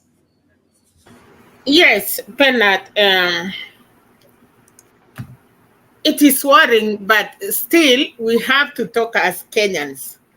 Na hii wachambasi Bernard, tunalipa pesa ya Europon. We don't know who are the Europon people. Wanaweka the country in crisis. Alafu sasa wakichakuliwa wanasema tumeingia kukuja kulipa deni ya wengine. It is ni deni yao. So chenye tunataka kujua sana sana Bernard, from our senators ni kwamba like everybody imesainiwa, is the deal over or it is not over? Na kama wamefanya the deal, every time ukifunja mkataba na wewe ndio umefunja, unaambiwa unalipa, I don't know whether ni half of it ama ni, we want to know. Hii proposal ilikuwa imekuwa signed, it is a signed deal, ama vile tuliambiwa kuna watu wako China wanaendelea na memorandum of understanding or wherever. How could we stop this as Kenyans? Kabla ijakuwa tunakuja ambiwa ati tunafunja. Yani mkora anakuja wanatengeneza agreement, unless isemekane hiyo agreement ilikuwa ni ya Mogurmen na rafiki zake, then it cannot be Kenyans. But when as we talk, we really need watu watusaidie tujue kabisa ukweli, is that deal done ama shida ni nini? Kwa sababu we need to know hili inji tusiambukiswe kukuja tena kulipa. Wanasema tuliingia na serikali, tulikuwa na deni, sasa ni lazima tulipe deni, na hata waambii wa Kenya, are we supposed to pay hiyo madeni? Na hiyo madeni nani alikuwa amechukua na ilifanya nini kwa nchi yetu? That is all what I can say, Bernard. Thank you, mami. A very good question. Na labda Alex atapeana more light on the same, but mimi nitasema hivi, kama tumekutuma, kwa mfano mami, wewe tumekutuma uende kutafuta mchumba, wewe ukateremka pale inaitwa Bomet, umetumwa utafute nini? Mchumba. So huyo mchumba ukimleta, okay, gharama ya kumleta tutasimamia. Kwa nini? Tulikutuma. Lakini wewe ukienda Bomet uone msichana mrembo, wewe ubebe hujaagizwa, hujatumwa, ulete, alafu unasema urudishiwe fare. Nani anakurudishia fare? Nani aliyekutuma? So huu mkataba kama nchi ya Kenya ndio ilituma Murkomen, okay, akasaini kwa niaba ya nchi ya Kenya, then it is binding. Kenya is responsible. Lakini kama Murkomen alichukua tiketi yake akaenda Dubai kisiri, akakutana huko na Adani, wakakubaliana. Basi yule msichana waliyekutana naye, ile mikataba waliosema iko juu ya vichwa yao. Sisi wa Kenya hatukuwatuma. Hapo ndio mimi nasimamia. Alex, vipi lakini?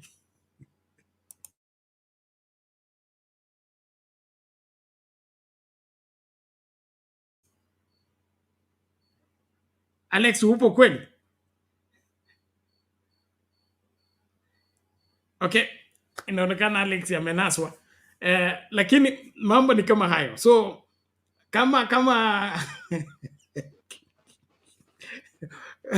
kama wewe umebebana na msichana wenyewe ukaleta mjini, useme utamtafutia mme, basi umtafutie mme. Lakini kama ukutumwa, sisi hatuhusiki. Yes, Lala, unasemaje?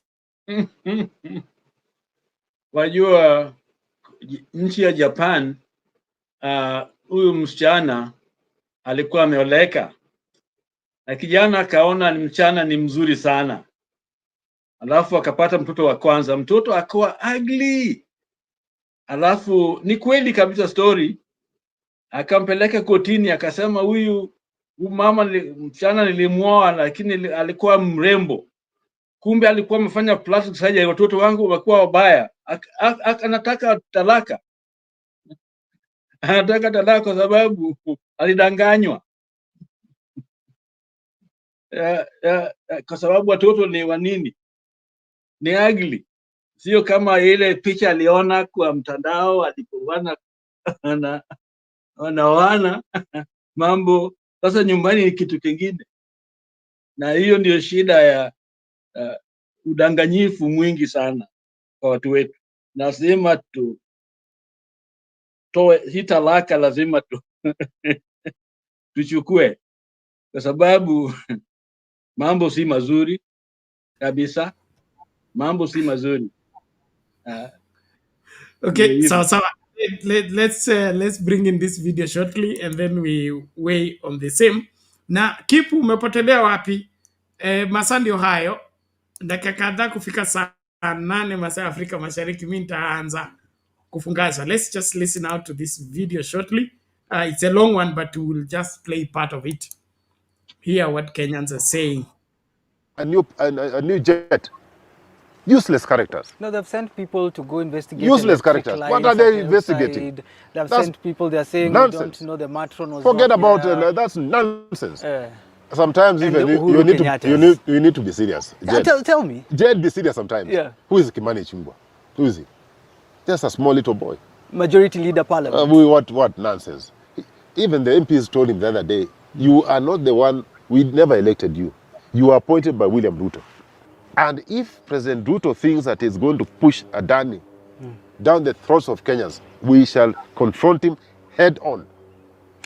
We shall confront him head on. These are not his assets. Why is he getting angry? Why is he getting frustrated? What gives him the idea that he can do as he wishes? This is not his personal house, this is not Sogoi. I think the president needs to stop being simplistic.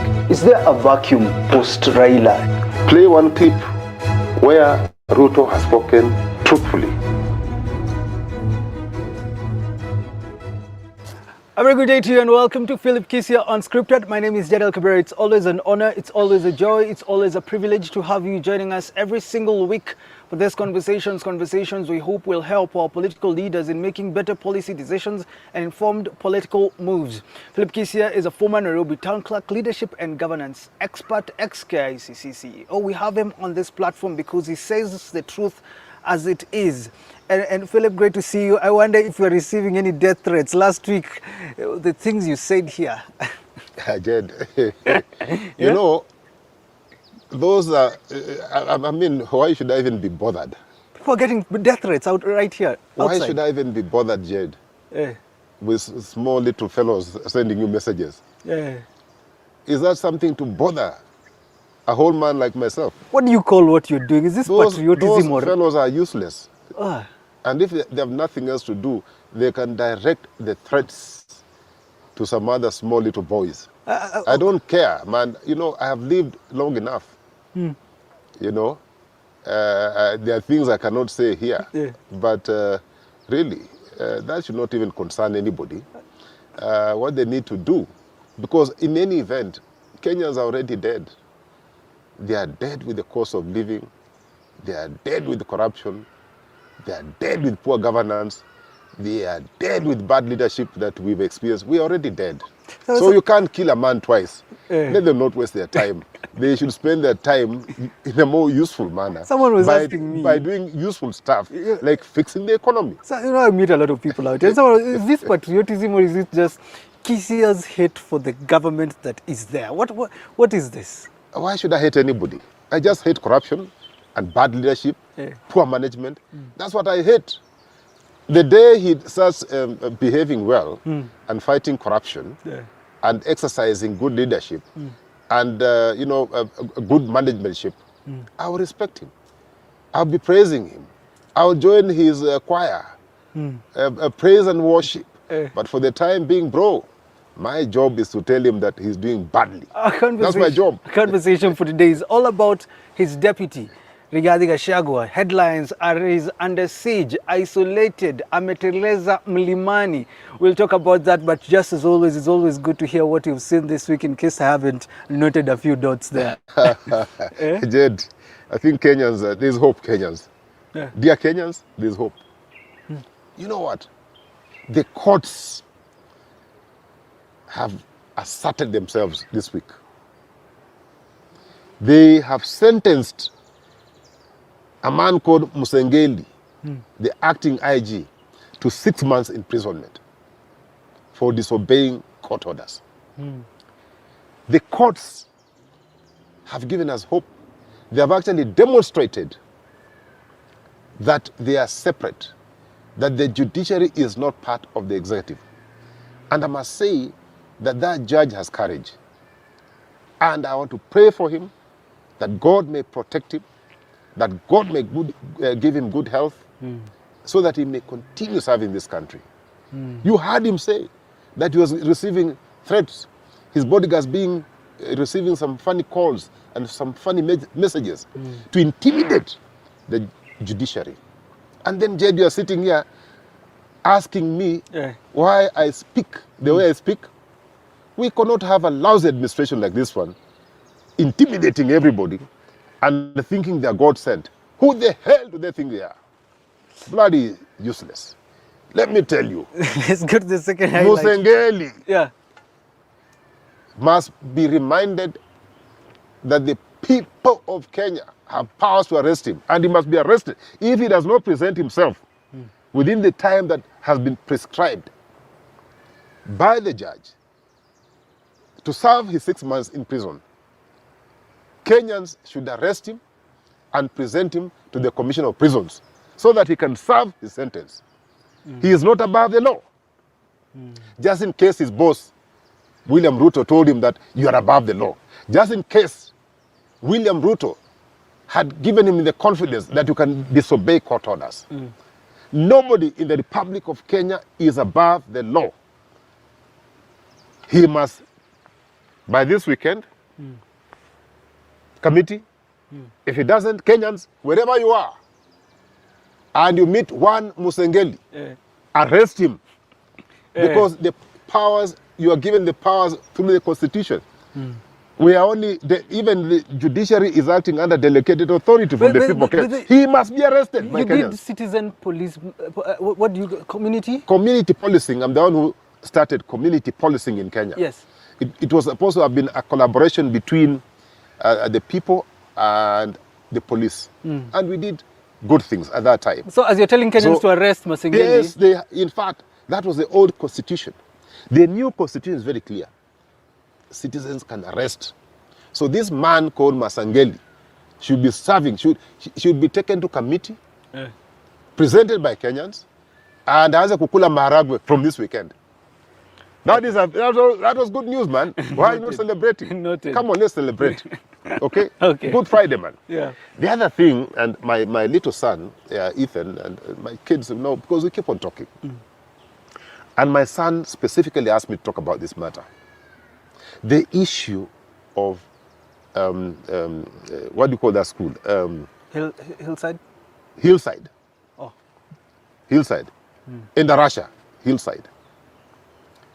It saddened my children. And when I was dropping my kids today in school, your friend Ethan specifically asked me, and he said, Dad, you must talk about the life that we lost. Children who died in a dormitory. So, condolences from myself and my family to those who have lost their loved ones through that tragic accident. And those who are in hospital, we wish them a quick recovery. But then I was asking myself, we have a government that cannot even enforce standards that are there on safety. This is a government.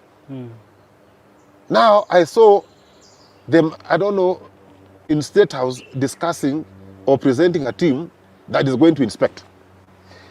We have a directorate of inspection in the Ministry of Education. What is their job? What is their job? We don't even have facilities for our children to learn in, proper dormitories, which are basic. We don't have even classrooms in this country. Children are learning under trees. We don't even have books.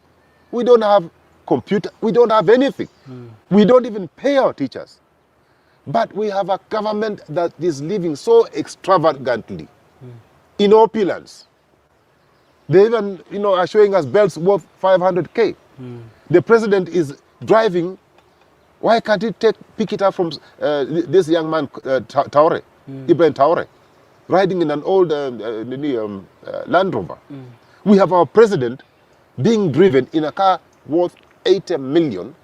They're even dreaming of buying a new plane for the president, and you have no classrooms? Shame on you, Mr. President. Shame on you. How can you? Why we are putting on expensive attire, courtesy, I'm sure, the public, but we are the ones who clothe you. You are being driven in expensive motor vehicles, not one.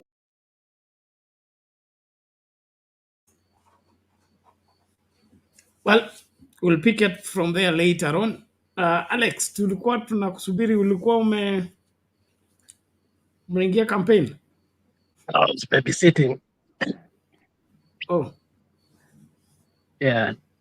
Anyway, Bernard Abari, I don't know, yesterday what happened, we missed you. I don't know if mimi ndio sikupata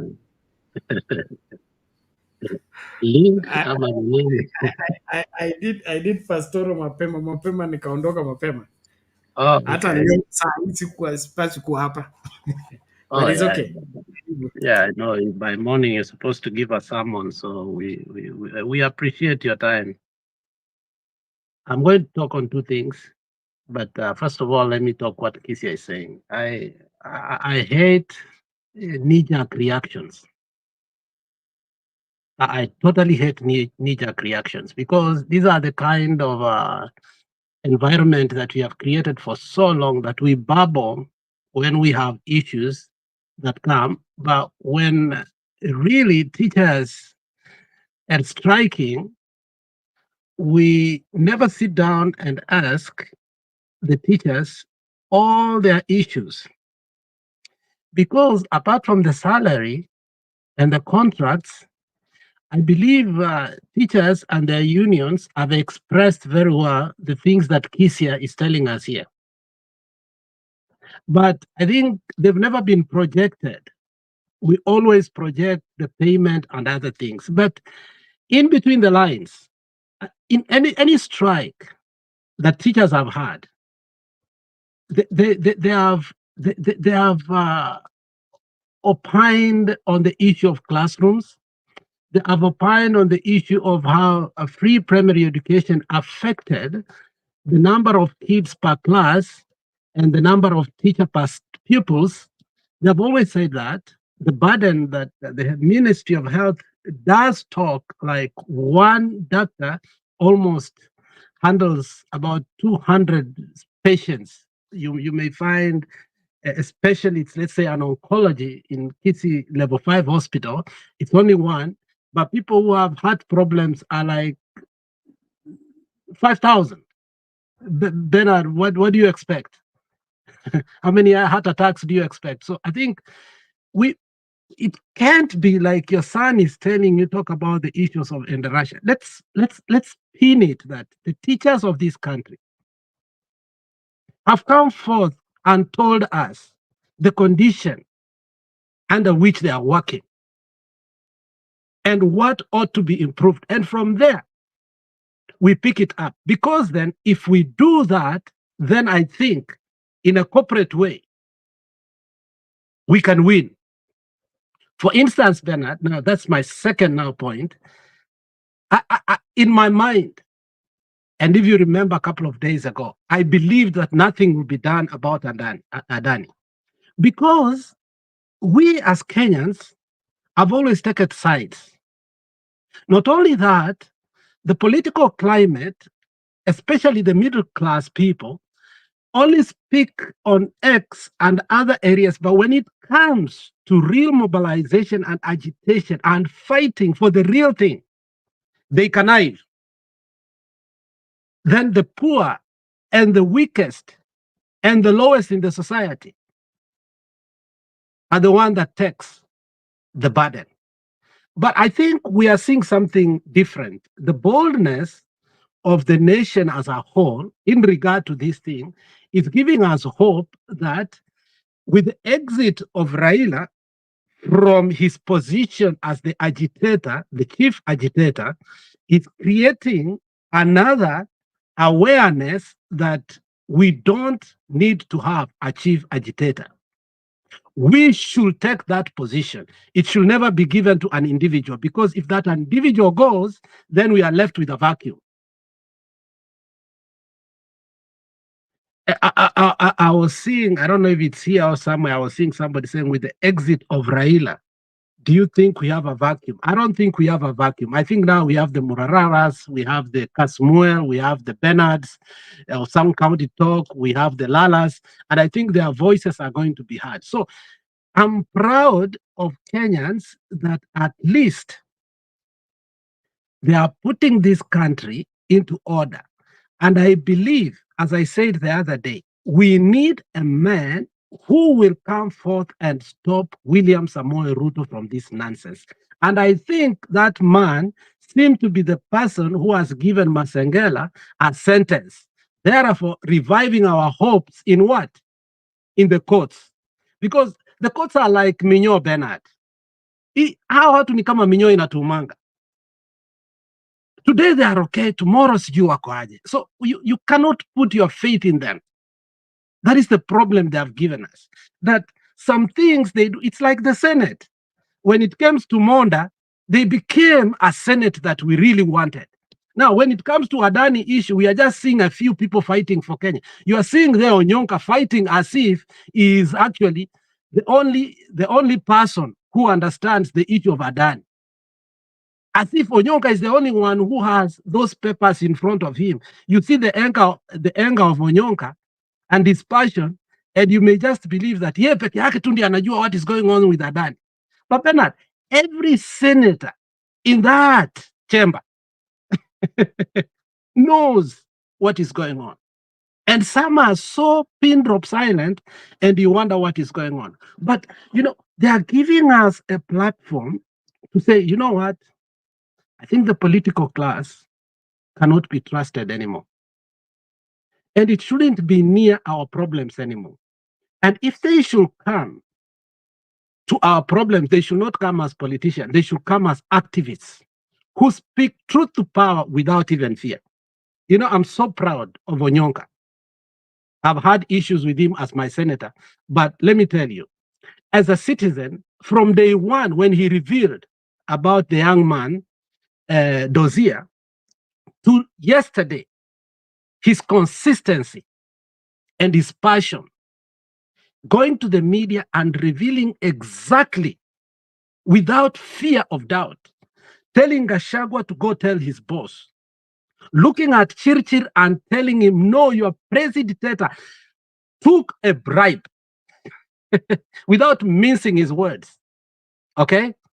And finally saying, look, the whole issue, this is there's a name he called the deal. He said this deal is not detestable. There's a name he called it. But you know what? He is joining of the dots to form the straight line that, look, this is not a Kenyan deal. This is Ruto's deal to own the airway by giving services, only 2 services to Adani. But the rest of the services, because they don't want to reveal the deal. Now, Bernard, pay attention. The deal that is given to Adani is 2 services, 2 major services. The rest, it's hidden. And that is what is preserved for William Samoei Ruto. I don't know if it's rumors or what, but my thinking, because of the things I was reading, and I think things are coming out which are making it more clear, which might be true, Bernard, because prior the election, when Ruto was campaigning, you asked a very question: what did he talk about our airlines and Jomo and the airport? Because those are 2 different entities. When he was campaigning, he actually said, we have put 100 billion towards the airport and the airlines.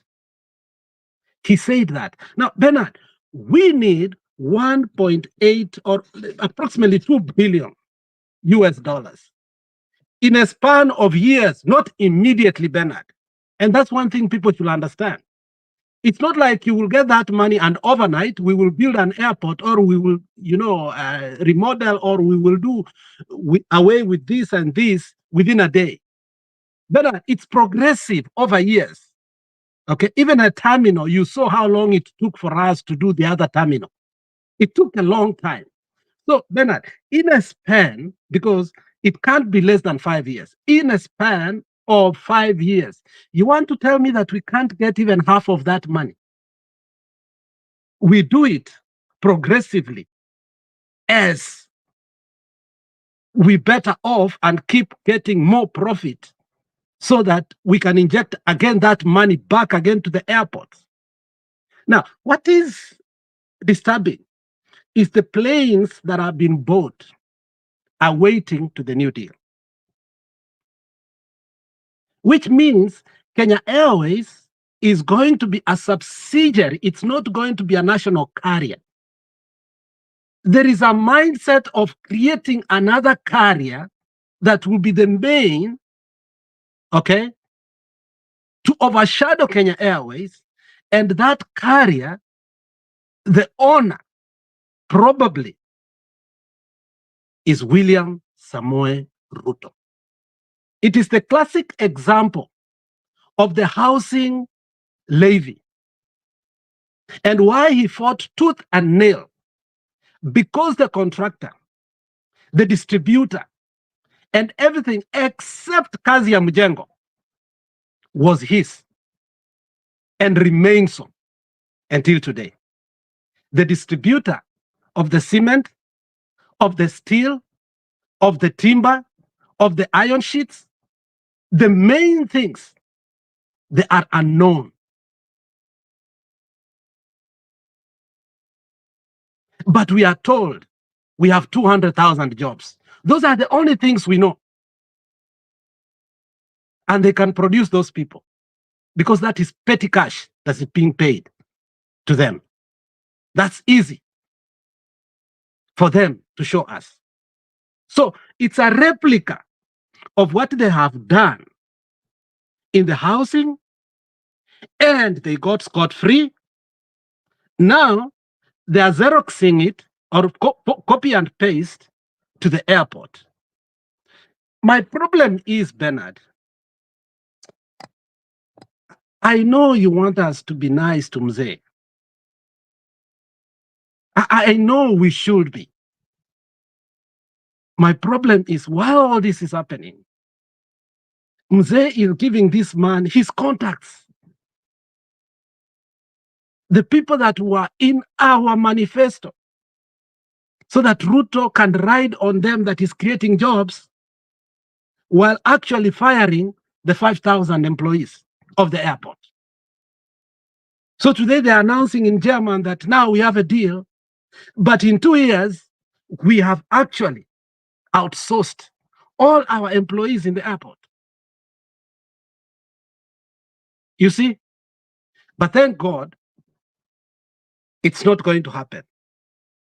2 days ago, 3 days ago, I believed that Kenyans will do nothing. But Bernard, the truth is that Kenyans have done something. Our airports are not going. And we are not talking about JKIA. You know, we are talking Kenya Ports Authority. JKIA plus the 14 others, plus the 4 that needs also to be built. So we are talking about 14 to 18 airports being managed by Adani. There's a nice clip that I saw. I don't know if it's true or not, but it was very interesting, Bernard. A couple of years ago, the Adani Group company, the subsidiary of Seaport and Airport, went to Australia to manage the airports. I don't know if you saw that clip. And the Australians, you need to go to TikTok. It's so viral. They went there and there was a lot of strikes because I kept looking and there were so many clips about it. So I almost said it's true. So the Adanis have tried this before and they have failed terribly. Okay? But still, there's something that Onyonka said, which still I cannot agree to, that we should give even the Emirates. No, we can't. It's profitable, but not profitable as it ought to be. So what they ought to have is a contingency plan that as we fight for it, the human capacity development of Kenya Ports Authority, JKIA and others must immediately start coming into order so that as we own it, we truly own it, knowing that it's a national asset. We must truly make it now a national asset because it was fought nationally and it must reflect a national emblem and logo to the world. Those are my few points that I wanted to say so far. But I hope it's not a bubble or a mirage. Let's wait tomorrow. The churches, the clergy people will speak. Usually, siasa tunapiga during the week. The clergy will come up and tell us what is happening. And once the clergy agrees with us, we pray for it in a good way. It's a sandwich, Bernard. They are there, we are here. Katikati mnatuwekea peanut sandwich. Ikiingia vizuri, tunakula. Tuesday, watu wanaenda airport kusema no. Thank you. Exactly. Thank you very much, Alex, for those insights. Good insights indeed. Hapa nani amesema ulikuwa kwa mkutano na Adani na ameconfirm kweli ulikuwa na mkutano kwa Adani. Habil Matende ndio umeleta mambo jinsi yalivyo na tunashukuru. Ladies and gentlemen, as we continue to engage, masaa ndio haya na katika. Walimu wangu wa usiku sijui wako wapi. Hebu mnitafutie Stone PK kama mnataka show iendelee. Mimi masaa yangu yameisha, ningependa kung'atuka. Alafu tumesema story ya nini? Kuna watu wanakerwa hapa tukisema maneno ya ODM. Mimi nimesema ni life member wa ODM. Mimi kama Bernard. Sijasema sound can't talk. Nimesema mimi kama Bernard. Okay? Na heshima yangu kwa baba haiwezi kuwa compromised. Niliwaambia baba yangu alikuwa mlevi. Tulikuwa tunambeba kwa mtaro, lakini heshima yangu kwake haiwezi kupotea. Sijalelewa hivyo. So ninyi wengine mko na uhuru kufanya vile mnataka, lakini kwangu mimi dhamira yangu na vile nimeundwa, the way I brought up, it's not possible for me to cross that line. So the rest of you can cross the line and still feel okay. You are free to. But for me, I can't get that. So don't invite me there. I will not go there. You persuade me there. I will not. Okay? Mzee Michael hapa ananipiga hapa vita ati nilimblock kwa WhatsApp. Ni kweli. Kwa sababu alikuwa amenifinya sana kunifike kwa hiyo mpaka. Siwezi vuka huo mpaka tukutane na Yesu hivi. Kuna mambo ambayo mimi nimelelewa and I was brought up, grandpa aliniambia mambo ya wazee ni ya wazee, mambo ya vijana ni ya vijana. Ikifika swala kama hili, wazee ndio wanatatua, wazee ndio wanalishughulikia.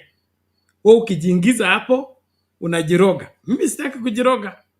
So wengine wenu poleni, lakini so I really want us to be forthright, stand for what is right, and we are here because we are Kenyans, not because we are ODM or we are nini. ODM is just one political party.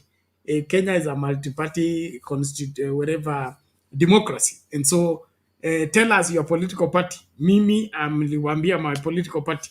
Kama political party yangu inakukera, pole. It's already too late. I'm already a life member, so mnataka nifanye nini?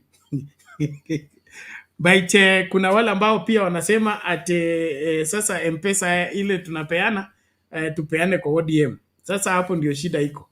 Kwa sababu wakati tunakutana hapa kwa huu shirika wetu hapa wa Sound Candy Talk, hajakutana kwa ofisi ya ODM, hajakutana kwa jina la ODM, na hatufanyi siasa za ODM. Tunafanya siasa za Kenya, tunashughulikia masuala ya Kenya.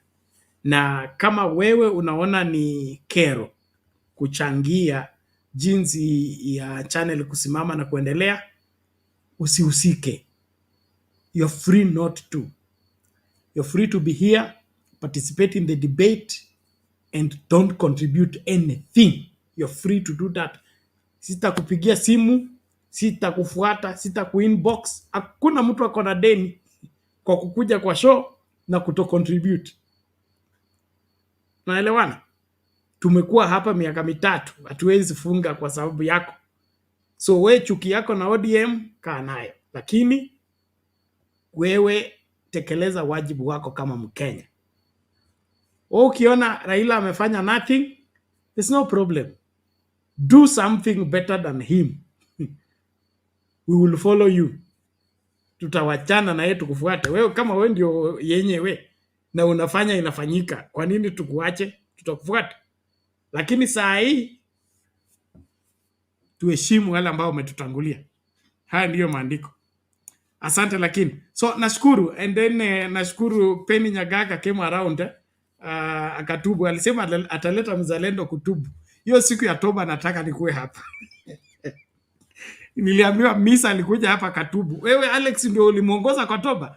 Mimi ndio high priest wa hii channel. Mbona mnaongoza watu kwa toba bila mimi? So whichever the case, we just want us to remain focused. Let's fight. The airport is not going, and so are other assets. Mkiruhusu Ruto auze kitu moja tu, basi nchi yote imeenda. Hiyo masuala mengine ya baba kupatia contacts, hiyo ni I think it's just a game from where I see it. It's just a game, like kuna movie ningependa kunini, Mama Selina, I will recommend your movie inaitwa The Master. It's a Nigerian movie. Inaitwa The Master. 419 is just a game. You are the loser and I am the winner. So, mami, if you this on YouTube, it's called The Master. Where watu wanatengenezanga cabinet. Okay? Atengeneze cabinet, aite mzungu, aseme hii ndio cabinet, huyu ndio minister wa hii, ndio minister wa hii, na tuko na contract ya mining, na tunahitaji tu ukideposit $10,000, okay? Tunapatia wewe hii contract ya $600 million. So mzungu anaona nimeangukia. Huyu ndio cabinet secretary, anatoa hiyo $10,000. Na akishatoa cabinet inakuwa dissolved, ofisi inafungwa, kila kitu inapotea. So watu kusign contract kwa boardroom, it doesn't mean the government has worked. And you cannot go to challenge the government or say you signed a contract with some minister who told you that is a minister of the government. So if you don't do due diligence like Adani, and you want to give out money in the name of bribes that you should get a contract, be prepared to be disappointed, because at the end of the day, Wakenya wenye nchi watasimama kutetea haki yao na mali yao. Asante sana. So naomba tusonge mbele. Hiyo tape yani ya Kisia sijui mnataka icheze tena ama Reverend Lala, you need to add something to what we have said so far. And then, of course, we should also educate people what position to take, the stand to take, and then also the progress ya law, wherever the matter is in court already. When is the ruling?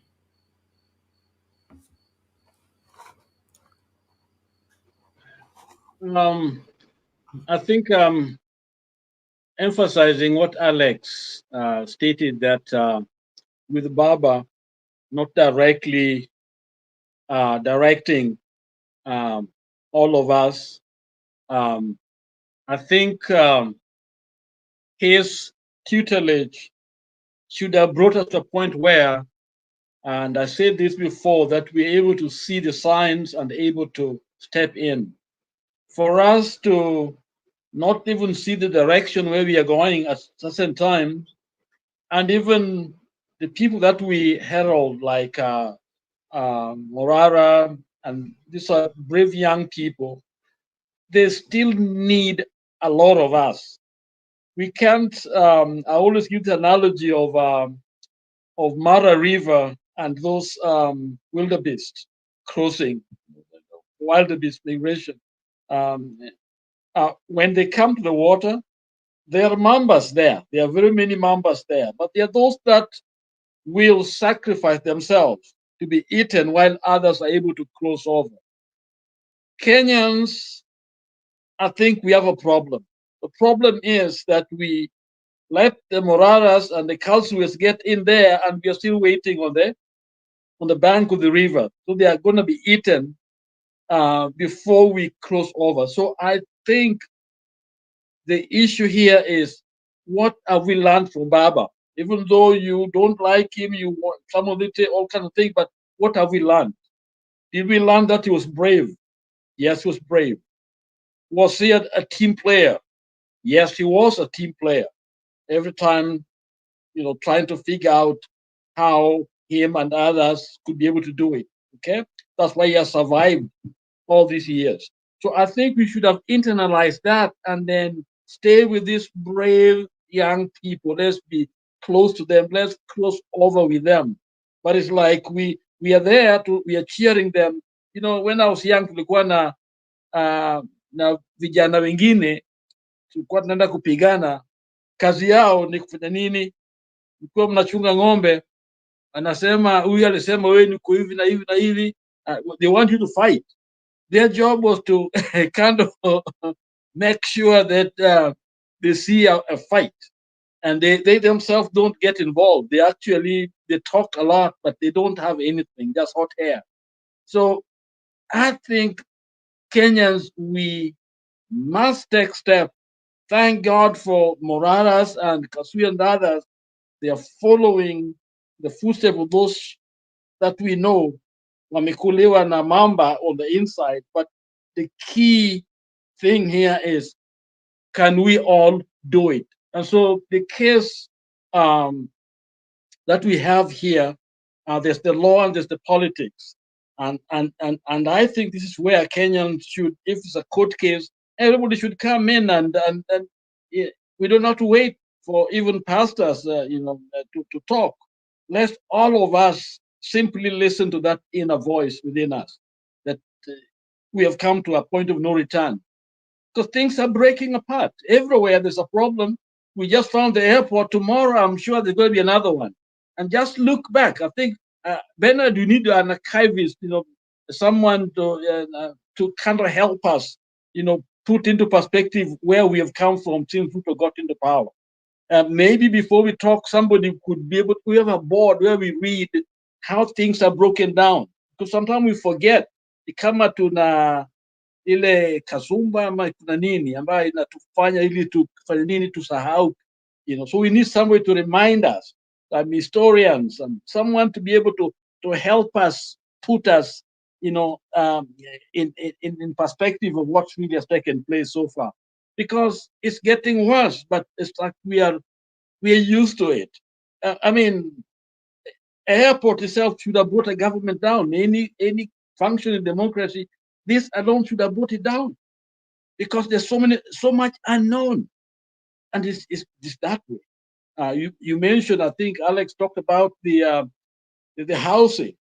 We don't know the details. Kenyans wanatafuata tu. We are just followers. We are not supposed to use our head. We're just supposed to be there. I don't know how many jobs talked about, but what is really going on underneath? And this is the time for us to be able to go there where decisions are made. We need to chuck people out of that room, that we can clean that room so that Kenya can be Kenya. Asante. Back to you, Bernard. Okay, thank you, Reverend Lala. We appreciate that. Now, nataka nimpatie Big J atoe maoni yake kwanza, na kama walimu wa usiku hawakuji, nataka tuanze kumaliza. So Big J, how are you? Long time.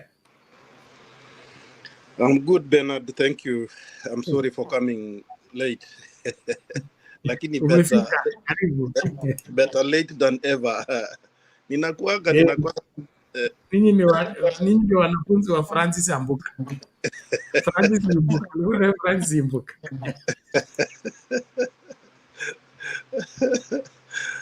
Asante sana Bernard, Mama Selina, Alex, Lala, na wale wako kwa comment section na wasalimia.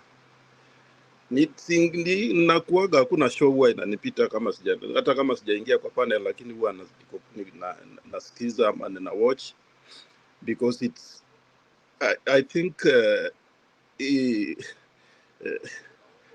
it's kind of it's something that you cannot do without. Huwezi kaa tu hivi kama hujawatch, hujasikiza ama kuwatch hii show. It's addictive.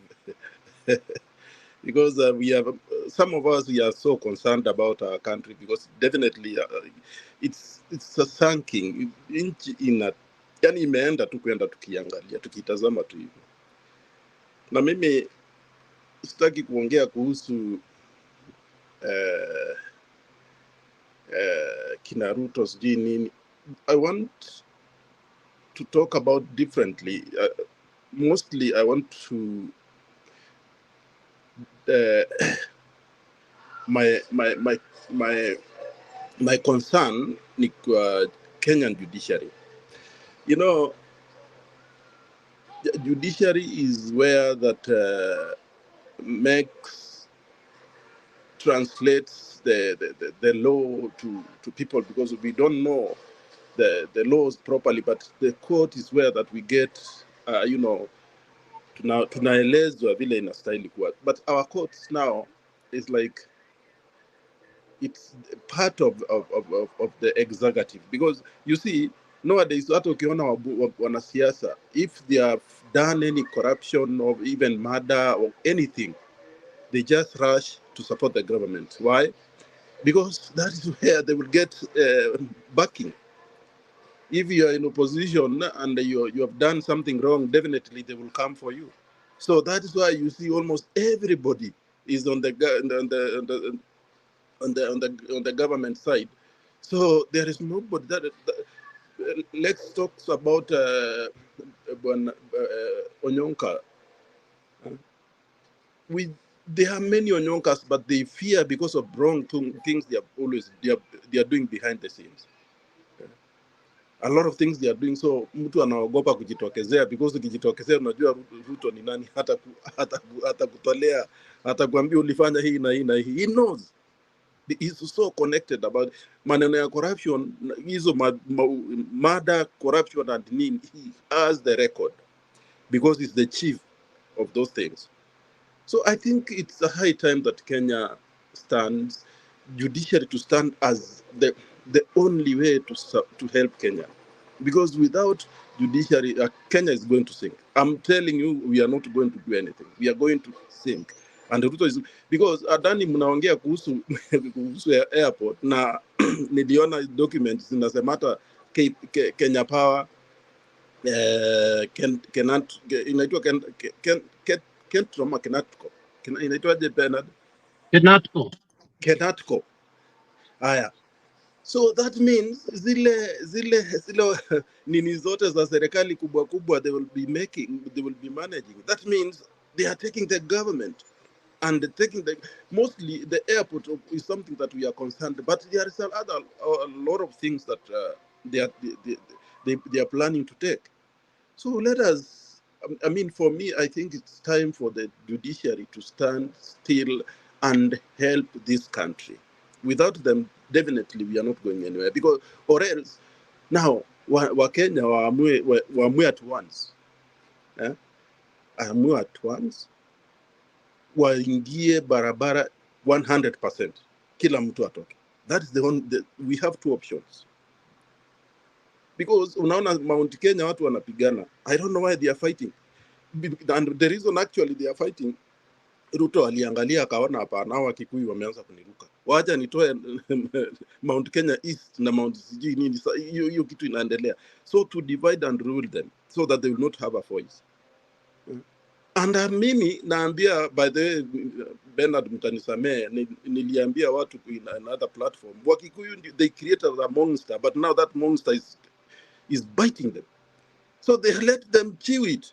Waachane kupiga kelele kusema ati nini Ruto. They are the one who created that monster. So it's time for the payback of what they created.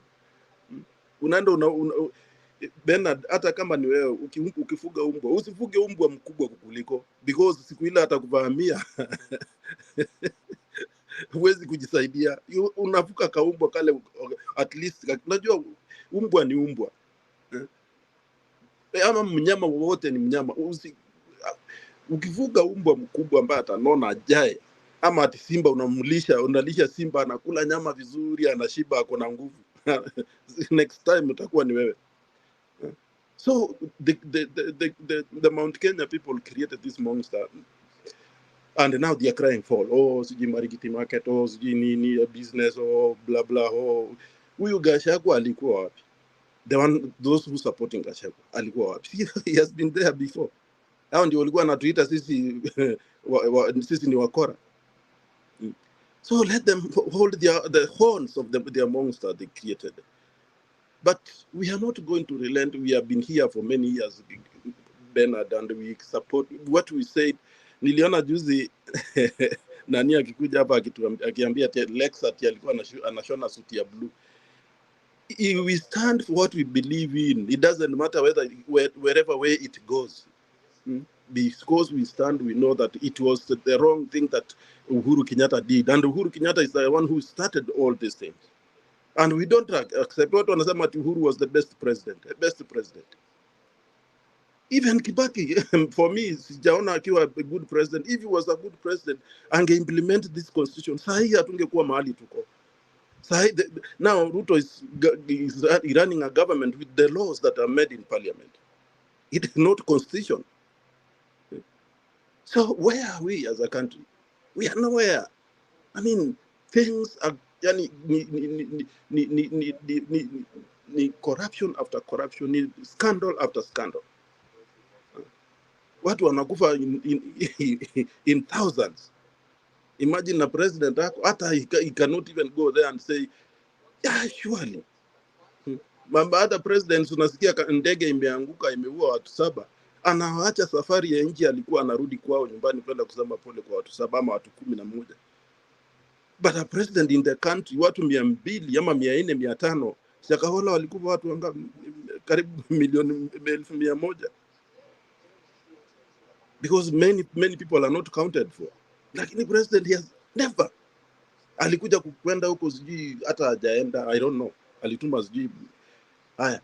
Hii historia, because these people, they got this presidency through magic world, uchawi.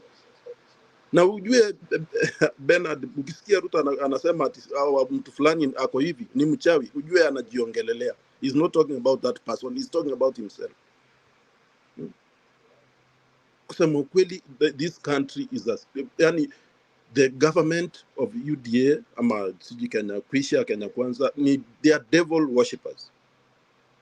And they are going to kill a lot of people. Because since they were in Gio, umeona watu wamekufa wangapi. And people are dying like insects. It's not something which is not normal. Chakahola, sijui nini, Gware. Wanaenda kuintimidate wale vijana walikuwa wanaokoa mwili jamani. What country are we now? What country are we? Niliona Kitengela juzi watu wanatolewa kwa Gware pia. Bernard uliona. In Kitengela watu juzi tu last week. Watu walikuwa wanatolewa kwa Gware. So there is hizi magware wale watu who are missing wako kwa magware na rivers. How long are we going to be in a country like that? Na Kenyans, Mount Kenya MPs wanaanza kusema ati sijui ni Kindiki, wengine anasema sijui ni Gachagua. We have a bigger problem more than that being a kingpin. We have a biggest problem. They have to be focused on how are we going to change the narrative, because hao wote ni wa UDA ama Kenya Kwanza. Wangekuwa wanapigania kusema hey, change hii narrative, because the way it's going is not normal.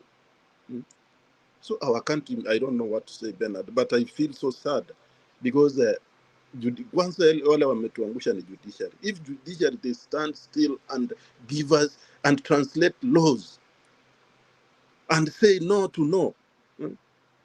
Wao wanashika watu wameiba kuku, wameiba ng'ombe, wameiba mandazi. Wanaacha mtu ameiba billions. And now in Kenya, to get rich, you have to steal from the government. In many countries, like where I am now, people even volunteer to support the government. Even, for example, a company. Unapata mtu anatoa, for example, kama ile kitu anaweza anasupport ile company, so that company continues. Because if that company continues, the area will develop. There is a lot of things that will happen to the neighborhood, to the country, to the county level. But for us in Kenya, if you want to still ingia county government, unaona mtu anaingia county government na it doesn't. We have to change the narrative. We have to change our mindset and become the original Kenyans, because we are no longer original Kenyans. We are no longer original Kenyans. So kijaribu kuangalia, yesterday I was looking at the suicide, the Kenyan suicide, whatever, kutoka 1969 to 2022.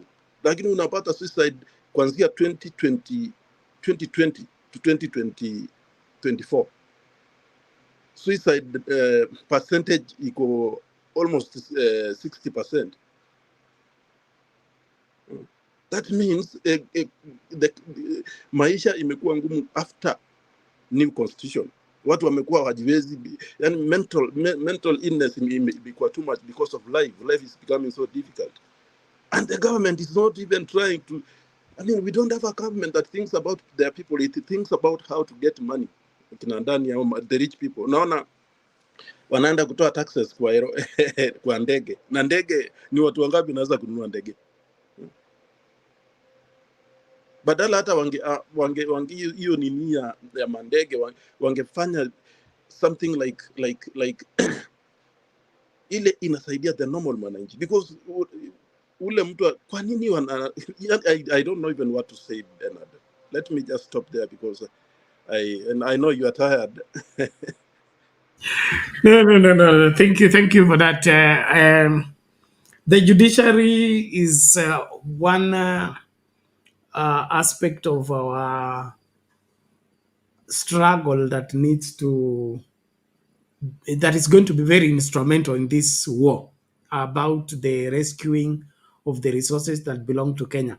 If they don't play ball in terms of ensuring that the law should be followed accurately and what's unconstitutional is pronounced as unconstitutional and remains so, we are doomed. But the goodness is that if the judiciary fails, we have the public court, the court of public opinion. That one, hiyo mob justice, it always works. And that is where we have all our investment. So Kome na timu yake wakipelekwa State House wachomewe nyama, wanyamaze, sisi kama Wakenya ndio tutasimama tuseme hapana, wale walichomewa nyama tunawaombea wakule vizuri, lakini sisi nchi yetu haiwezi uzwa tukiwepo. So sisi wa Kenya ndio tutanusuru nchi hii kwa kusimama imara kwa haki zetu na kuzitetea kabisa kabisa. So tumeanza kipindi cha lala salama. Walimu wa usiku wamekataa kuja, so nataka Mama Selina, kama upo, upatie maoni yako na jambo lako la kufunga, alafu Alex, alafu Lala. Mami, upo? Nafikiri sina la kusema Penat. Tuombe Mungu tu tuone vile nchi yetu itaenda, na ni ngumu, na nimefurahia my brother, siku mingi ukweli isemwe. Hiyo tu, kama sisi wote tungesema ukweli hatungekuwa mahali tuko. Asante. Okay, thank you very much, Mama. We appreciate that. Naona hapa kuna nini hapa? It is sad accusing one tribe for the Kenyan let down. This is how tribalism. No comment, Alex. Bernard, thank you. I have 3 things to say. First of all, this was a good week for us here in America. We had our first debate, and it was good. It was good to see a woman debate Trump, you know. And one thing I took out of it, Alex, muache kukula paka na muache kukula umbwa. one thing, Mama, you said you have nothing to say. Mama Nyamoja. One thing I got from it, and I'm glad, you know, Gachagua and Trump have one character. They are truthful men. These people, there are things they say we have to listen to. Haitians, they eat dogs and cats and wild ducks. Ruto amepeleka polisi yetu to eat dogs, cats and wild ducks. Na sisi tumenyamaza. I think Kenyans should stand up and ask Ruto what our police and forces are eating in Haiti. I think that would be a good political expediency to allow, because it's now a global a global narrative. It's not just a joke. I think that's the only way we can get our people back to Kenya, because I don't think what they are doing there is of any value, because according to the statistics, 30% of Haitians have left their country. They're seeking asylum all over the world because security is unattainable. And therefore, the deal of Ruto making money out of our young people, or instead of these people getting back to our country and secure our country, I think that should be the first and foremost thing that should be done. Our police forces must come back soonest, like yesterday. The other thing I wanted to talk is what Kithia said.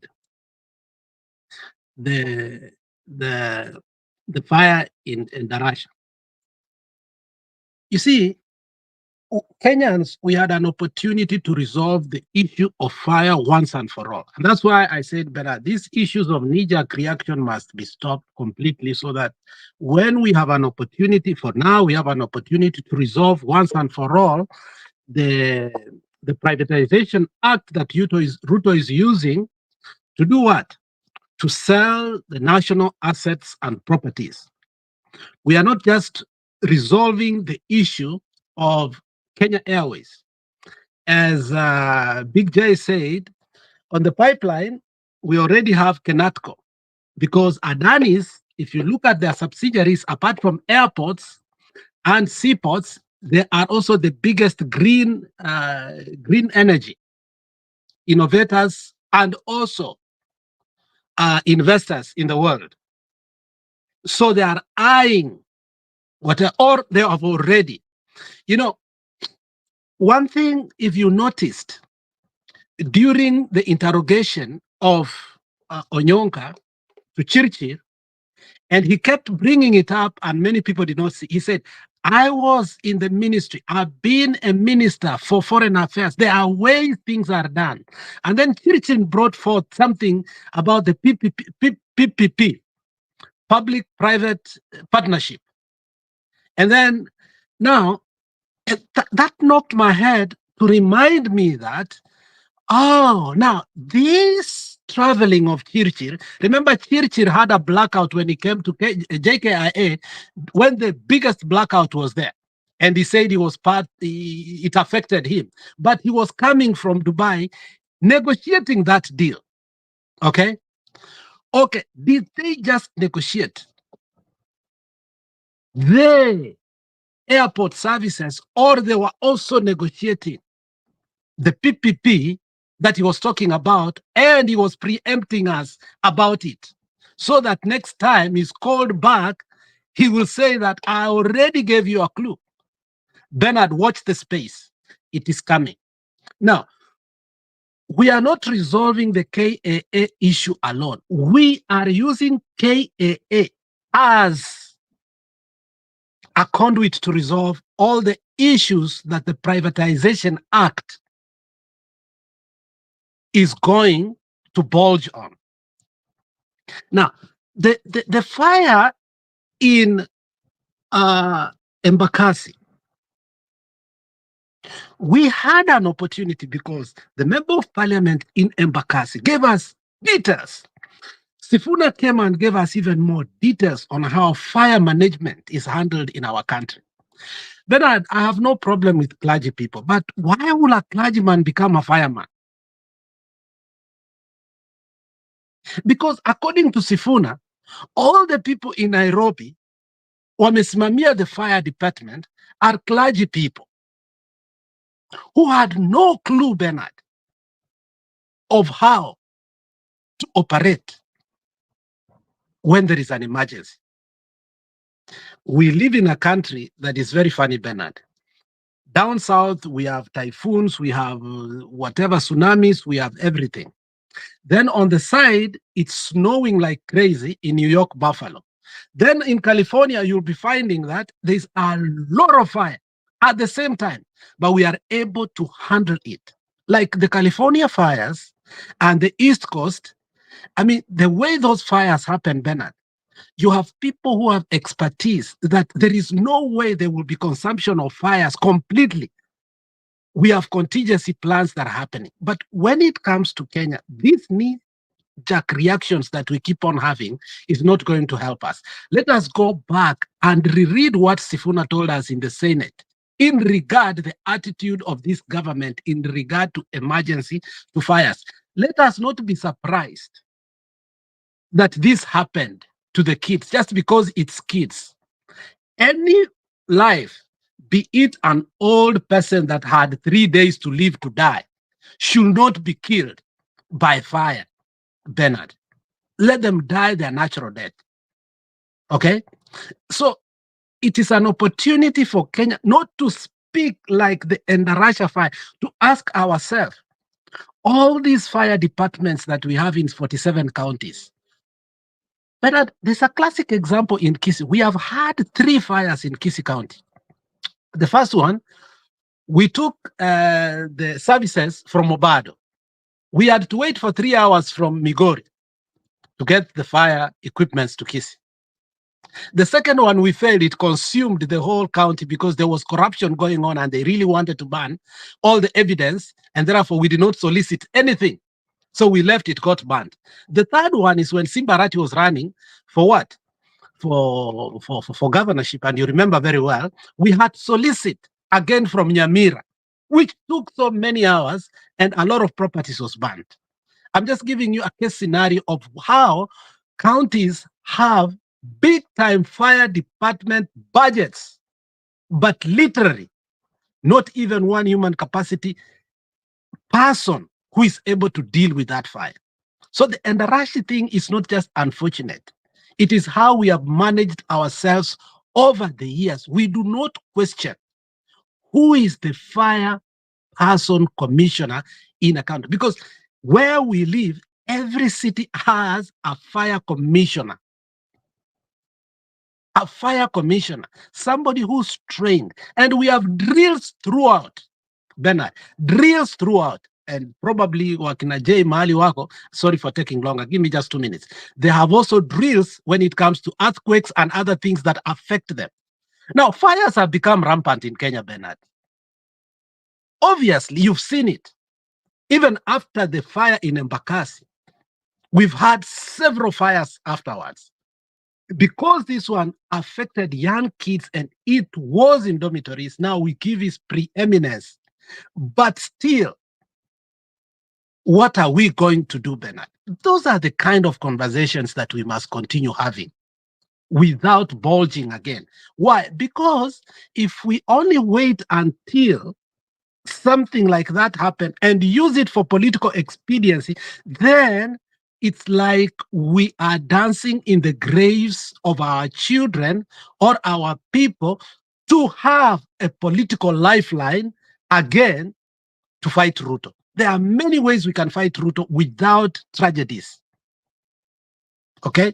So I'm sorry and I give condolences, but let us go down to the root and say, look, we have issues here about the fires in our country. But you never know tomorrow. It will be your estate.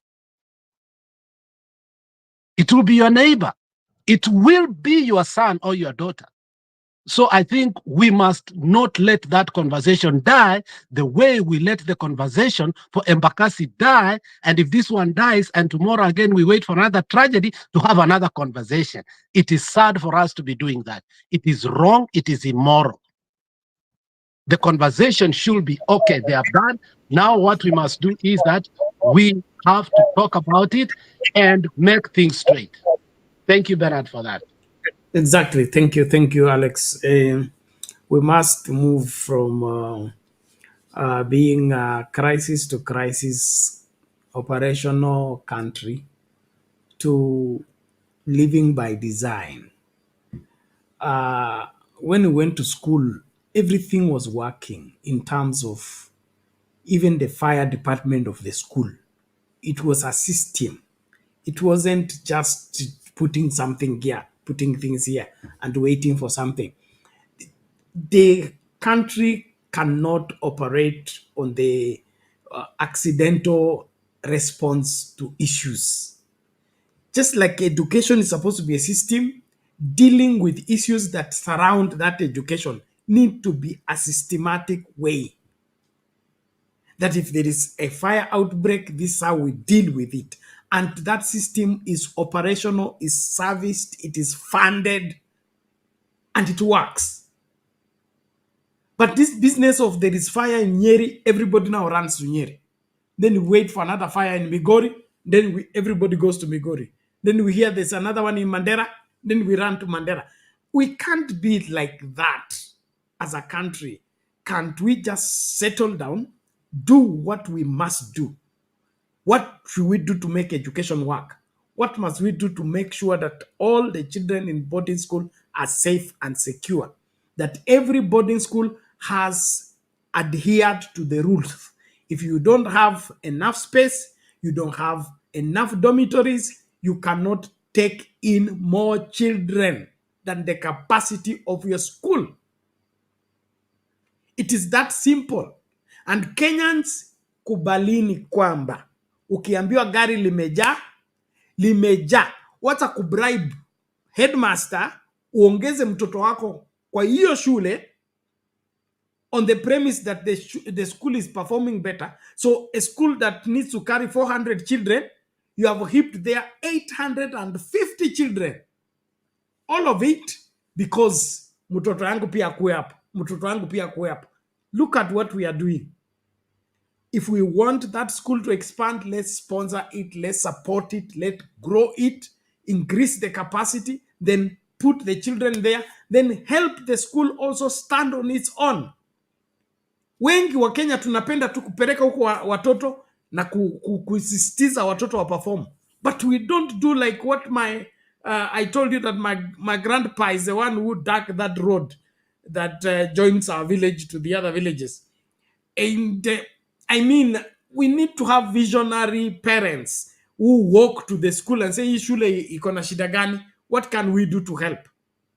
Even if it's a private school, it is within that locality, is serving that locality. The road that goes to Andarasha, I'm told it is not a road. And all that. Why is that happening when we are the people and the Kenyans who are in that part of the world? So haya makosa yote si tu ya serikali peke yake, sio tu wahusika, hata sisi kama wazazi na wenye kijiji, we are contributors. Sisi ndio tutalima shamba tukimwaga takataka kwa hiyo barabara. Sisi ndio tutatoa uchafu kwa shamba tukiweka kwa hiyo barabara. In the process, we close the road, and then when there is an emergency, there is nowhere the vehicle can pass. Let's be responsible. Let's do what we must do to help our country move forward. Thank you very much. We'll hear from Reverend Lala and then Big J, and we close. Asante Bernard. Bernard, I will say something about the fire because it falls in within my own training and experience. For Kenyans to know that every disaster in the last 20 years, I've been to nearly all of them. I've been to fires, I've been to the floods, plane crashes, 911. Whenever there is, I'm there because this nation has trained me at the highest level to manage some of those activities. And we are training that are ongoing all the time. Even now, I can go and keep on training and learning every single day. And this is what happened in 2015. There was a conference at Windsor Hotel in Kenya for the diaspora conference, and Uhuru and Ruto were there. And I remember Ruto came towards the end, and we were talking about security and fires and everything else. I raised the question, I took a microphone, and Ruto was on the stage. And I told him, this is what I do, but what I see is not right. Buildings were going up everywhere. And I told them, this is a nightmare for any fire because the training is there. We know what needs to be done. And to my surprise, the one who's leading the discussion came and took a microphone from my own hand. Okay, they didn't want to hear that. And when later on I understood that was the time when Ruto's Hotel was in the limelight, and they thought I was attacking the vice president then, but I had no clue. All I was thinking was security, what it is we need to do. Fires, what happened, the fire that happened in Kenya, those fires are not accidents. They're neglect. I also remember coming to Kenya as Sumbi, girls had similar fire. Girls died, if you remember. I went to the site and I was told also the same thing that are going on. Doors were locked, okay, from outside, okay, and the children or young girls died unable to get out. And you hear that story happening over and over and over again. The school that the kids died. What I read should not be allowed. Anytime children, there is something called a school, it is the government responsibility to make sure that those children are safe, guidelines are followed, their spaces, alarm and drills done continuously. I myself I stay in sometimes military bases, and we do drills almost every single week to make sure people are safe. Safety of our children is a priority of any government. And based on what we see, this government is incompetent. It has failed. The knowledge is there. It's not that we have to invent the wheel to create new understanding. The knowledge is there. It is there. And these leaders keep traveling all over to learn. You don't have to travel. You can Google. There are things that should be done. Those children were murdered from a professional perspective, should never have been let happen that way. And it is story after story after story after story. Okay. And I did, Kaiserian used to call me and we used to talk national security matters. And the concern was raised with him, and there's some really concern we have in the nation, and we are learning nothing. Nothing, nothing, nothing. Is sad. And finally, of course, the parents are responsible. But sometimes it's almost like you've traveled and the last bus has come, and either you take that bus or you sleep. The bus may be loaded, crowded, and you end up getting that bus, and you shouldn't get in there, but there's no alternative. Sometimes Kenyans don't have as many alternatives, so we do things because government has failed us to create those more, because people are stealing. They're busy stealing instead of watching and taking care of our children. And this is not just about education, it's about our health. It's about our other institutions. The same thing. It's like they are there not to take care of us. And so the question of, finally, let me end with it. What you need in Kenya today is not the constitution. You need Ruto and you need money. Those are the things that will open the doors for you, not the constitution. So thank God for brave judges and out there. But unless we as Kenyans demand things to be done and done now, look at what Ruto is doing. Ruto is using a script, sometime from the past, thing that we let go, we didn't handle right. So he's using that to justify the wrong that he's doing. If you're asking me this question, I'm Ruto, okay, why did you ask Uhuru, why did you ask Kenyatta and others? So we have to put a break, and a break means all of us saying no to bad governance. I think that will really help us. Back to you, Bernard. Okay, thank you very much. On that point of the only bus remaining, I have no problem. You can take that as an emergency, but we can't live on that. If you have a capacity of 500 children and you have now 600 children, there must be mitigation on how we will now accommodate this extra 100 children. Do we begin to build a new dormitory? How do we take measures so that this emergency doesn't become a culture? That's where I have a problem. We took in something because of an emergency, then we make it a norm. Okay, then we squeeze. We told the students that are supposed to be, let's say, 10 beds in the room, they just move. We squeeze here for tonight so that the following day we'll make another room elsewhere.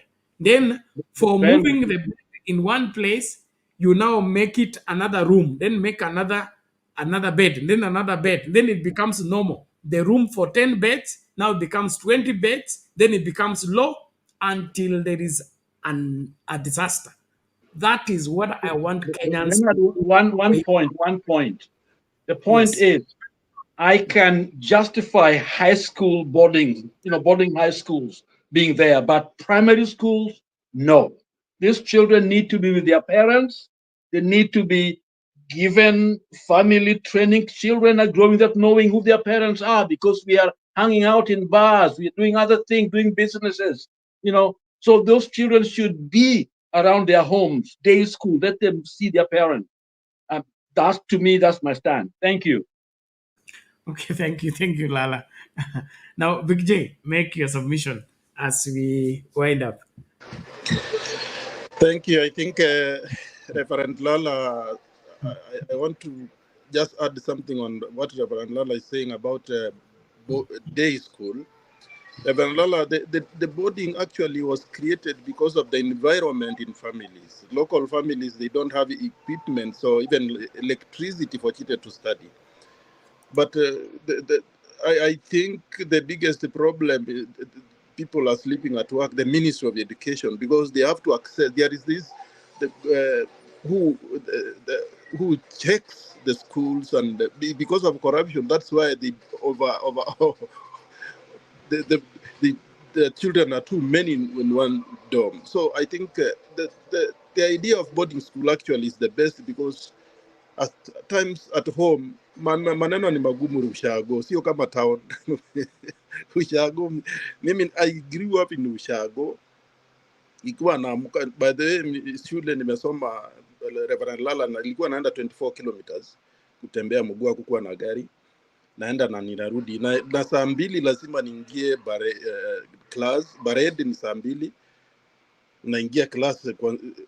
You know, it was something difficult at our time. And wakati boarding ilikuja ikaanza hasa watoto kutoka our area, in fact it was something so helpful, because they have enough time to look, to study, kufanya kusoma, you know, they have equipment. Anyway, another thing I just want to say is that we have a problem in devolution. I think it's a high time that all of us think about devolution, even though county governments ni wezi, but devolution is better, because we have seen wakati ilikuwa the resources of the country was in Nairobi. The president is the one who decides ni wapi atapea nini, because of the support he gets from that area. But devolution brought up something that actually, at least, of course there is corruption, but there is something, you can see there is something small happening. So I think we need to pray that we get some leaders like Onyonkas and the Moraras, you know, who will talk boldly so that we can, the devolution works. Na hii maneno ya kutumia sijui county commissioners ya Uhuru, because Uhuru is the one who started this story ya county commissioners. The county commissioners ndio inafanya, it's like the governor is competing with the county commissioner. So how then devolution? How is what is the work of a governor? You know, that's we need a court to rule on something like that, so that we'll have, actually ndio nilikuwa nasema that we have a problem with our judiciary, because kitu kama hii wangekuwa wameamua who is who and who is will do what. So for me, my last last point is that I am praying that we can get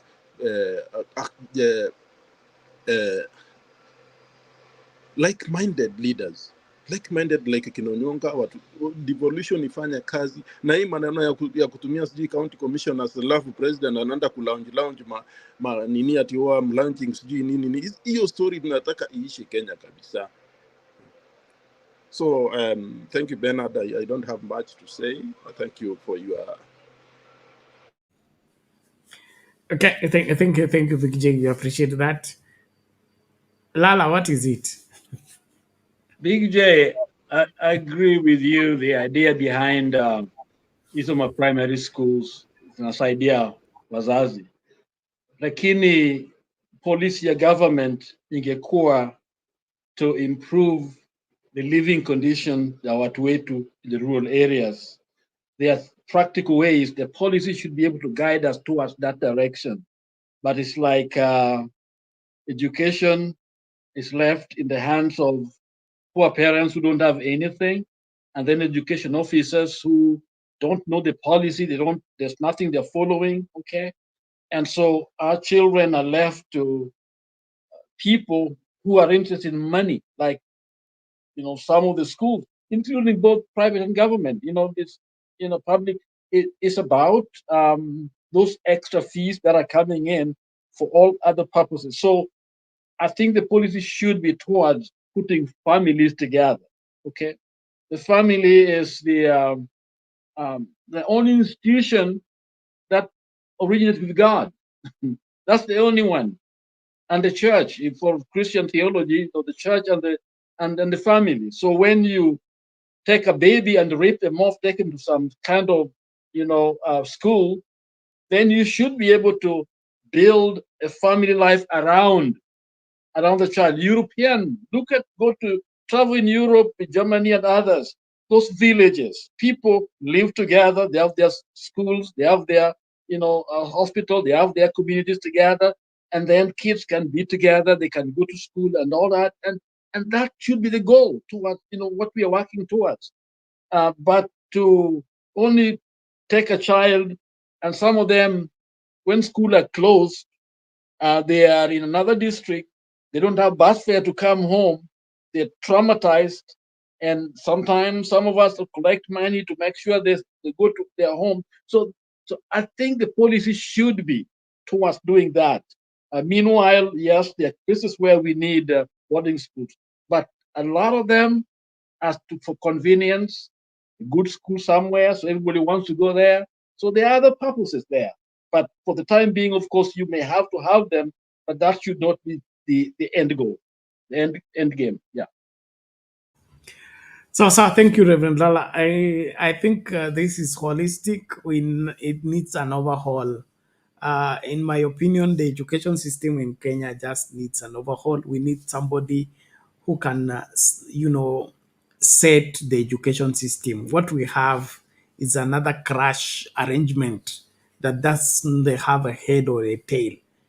When we are talking like what they are calling affordable housing, you cannot be building residential houses without factoring where the school will be, where the shopping center will be, where the market will be. You see the way we create accidents. Somebody is just obsessed with building residential houses. He's not telling us where the school is, because residential housing is supposed to be in relation to where people are going to shop, where people are going to go to school, where people are going to go to hospital, so that it is a whole ecosystem. But Kenya, we just have money, we want to spend it. We have money, we want to spend it.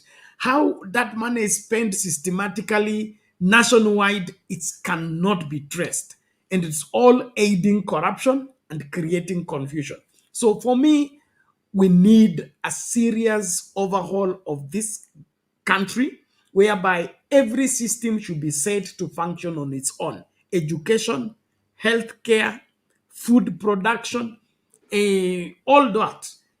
And like what we have is just bandaging. We inherited this from colonial masters. We want to change the name from colonial to colonial. It's just a matter of patching, patching, patching. Nobody is seriously giving a thought into what do we establish that our children can rely on, so that they can be able to come through this system as a better people. So if you have community schools, and those community schools are within the vicinity of residential, the residents of that particular place, and the school is 10 minutes away, why should the child should be going to a boarding school? And then school time is well regulated. The teachers are serious. The child doesn't have to carry all the homework home. They can do homework from school and just, go home to do chores and do housework things. So kwangu mimi ni Wakenya tu wamekataa kunini, serikali imekataa kuwajibika. Wakenya wenyewe tumekubali kubebwa ujinga, and that's why we are being misused and mishandled. But Bernard, in those areas where they do that, you find there's a public library, there is a conference room where kids can be there. In other words, children don't have to struggle carrying big bags, or can't miss. Electricity is there, everything is there, water is there. Don't have to go looking for water. So there's a thing that can be done. They're not that costly. It's just a visionary person and new policy directions that can lead us in that direction. But we are not interested. Exactly. And that's one thing that county government can take. Okay. As we are our county is a small, let's say Kakamega County. We say we're going to restructure our schools in this county, whereby we'll have a school from this residence. All the children from this section will go to school here.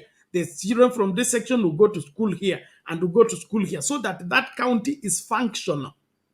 The reason why there is county commissioner, there is governor, it's all overlap of responsibilities. Why? The central government doesn't trust the governor to take care of the security of the county. Why? He's an elected member, like you are elected. Why can't you trust him with the responsibility of security? Each county should provide its own security, and only the national government be coming in as a reinforcement. But because of our obsession with our insecurity and backward thinking, we can't let that county function on its own. We want it to keep breastfeeding so that it depends on us and we feel president because somebody is depending on us. It's all madness. Well, ladies and gentlemen, we must call it a day. Thank you so much for making the program a success. We appreciate for engagement. Thank you, Reverend Lala. Thank you, Alex. Thank you, Mama Selina. Thank you, everybody on the comment section. We appreciate you. Please, let's keep the conversation going and let it be known our airport is not going anywhere. Whatever William Ruto wants to sell, he can sell his chicken. He can sell his children if he wants to. He can sell his house if he wants to. But all the properties that belong to Kenyans belongs to Kenyans, and they cannot be sold without the consent of Kenyans. Let's rise up. Let's say no to the sale of our national assets. And then, of course, let's fight for a better Kenya. God bless you. Let's meet in the next show.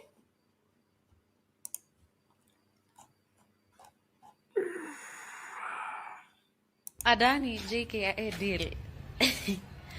I think the last...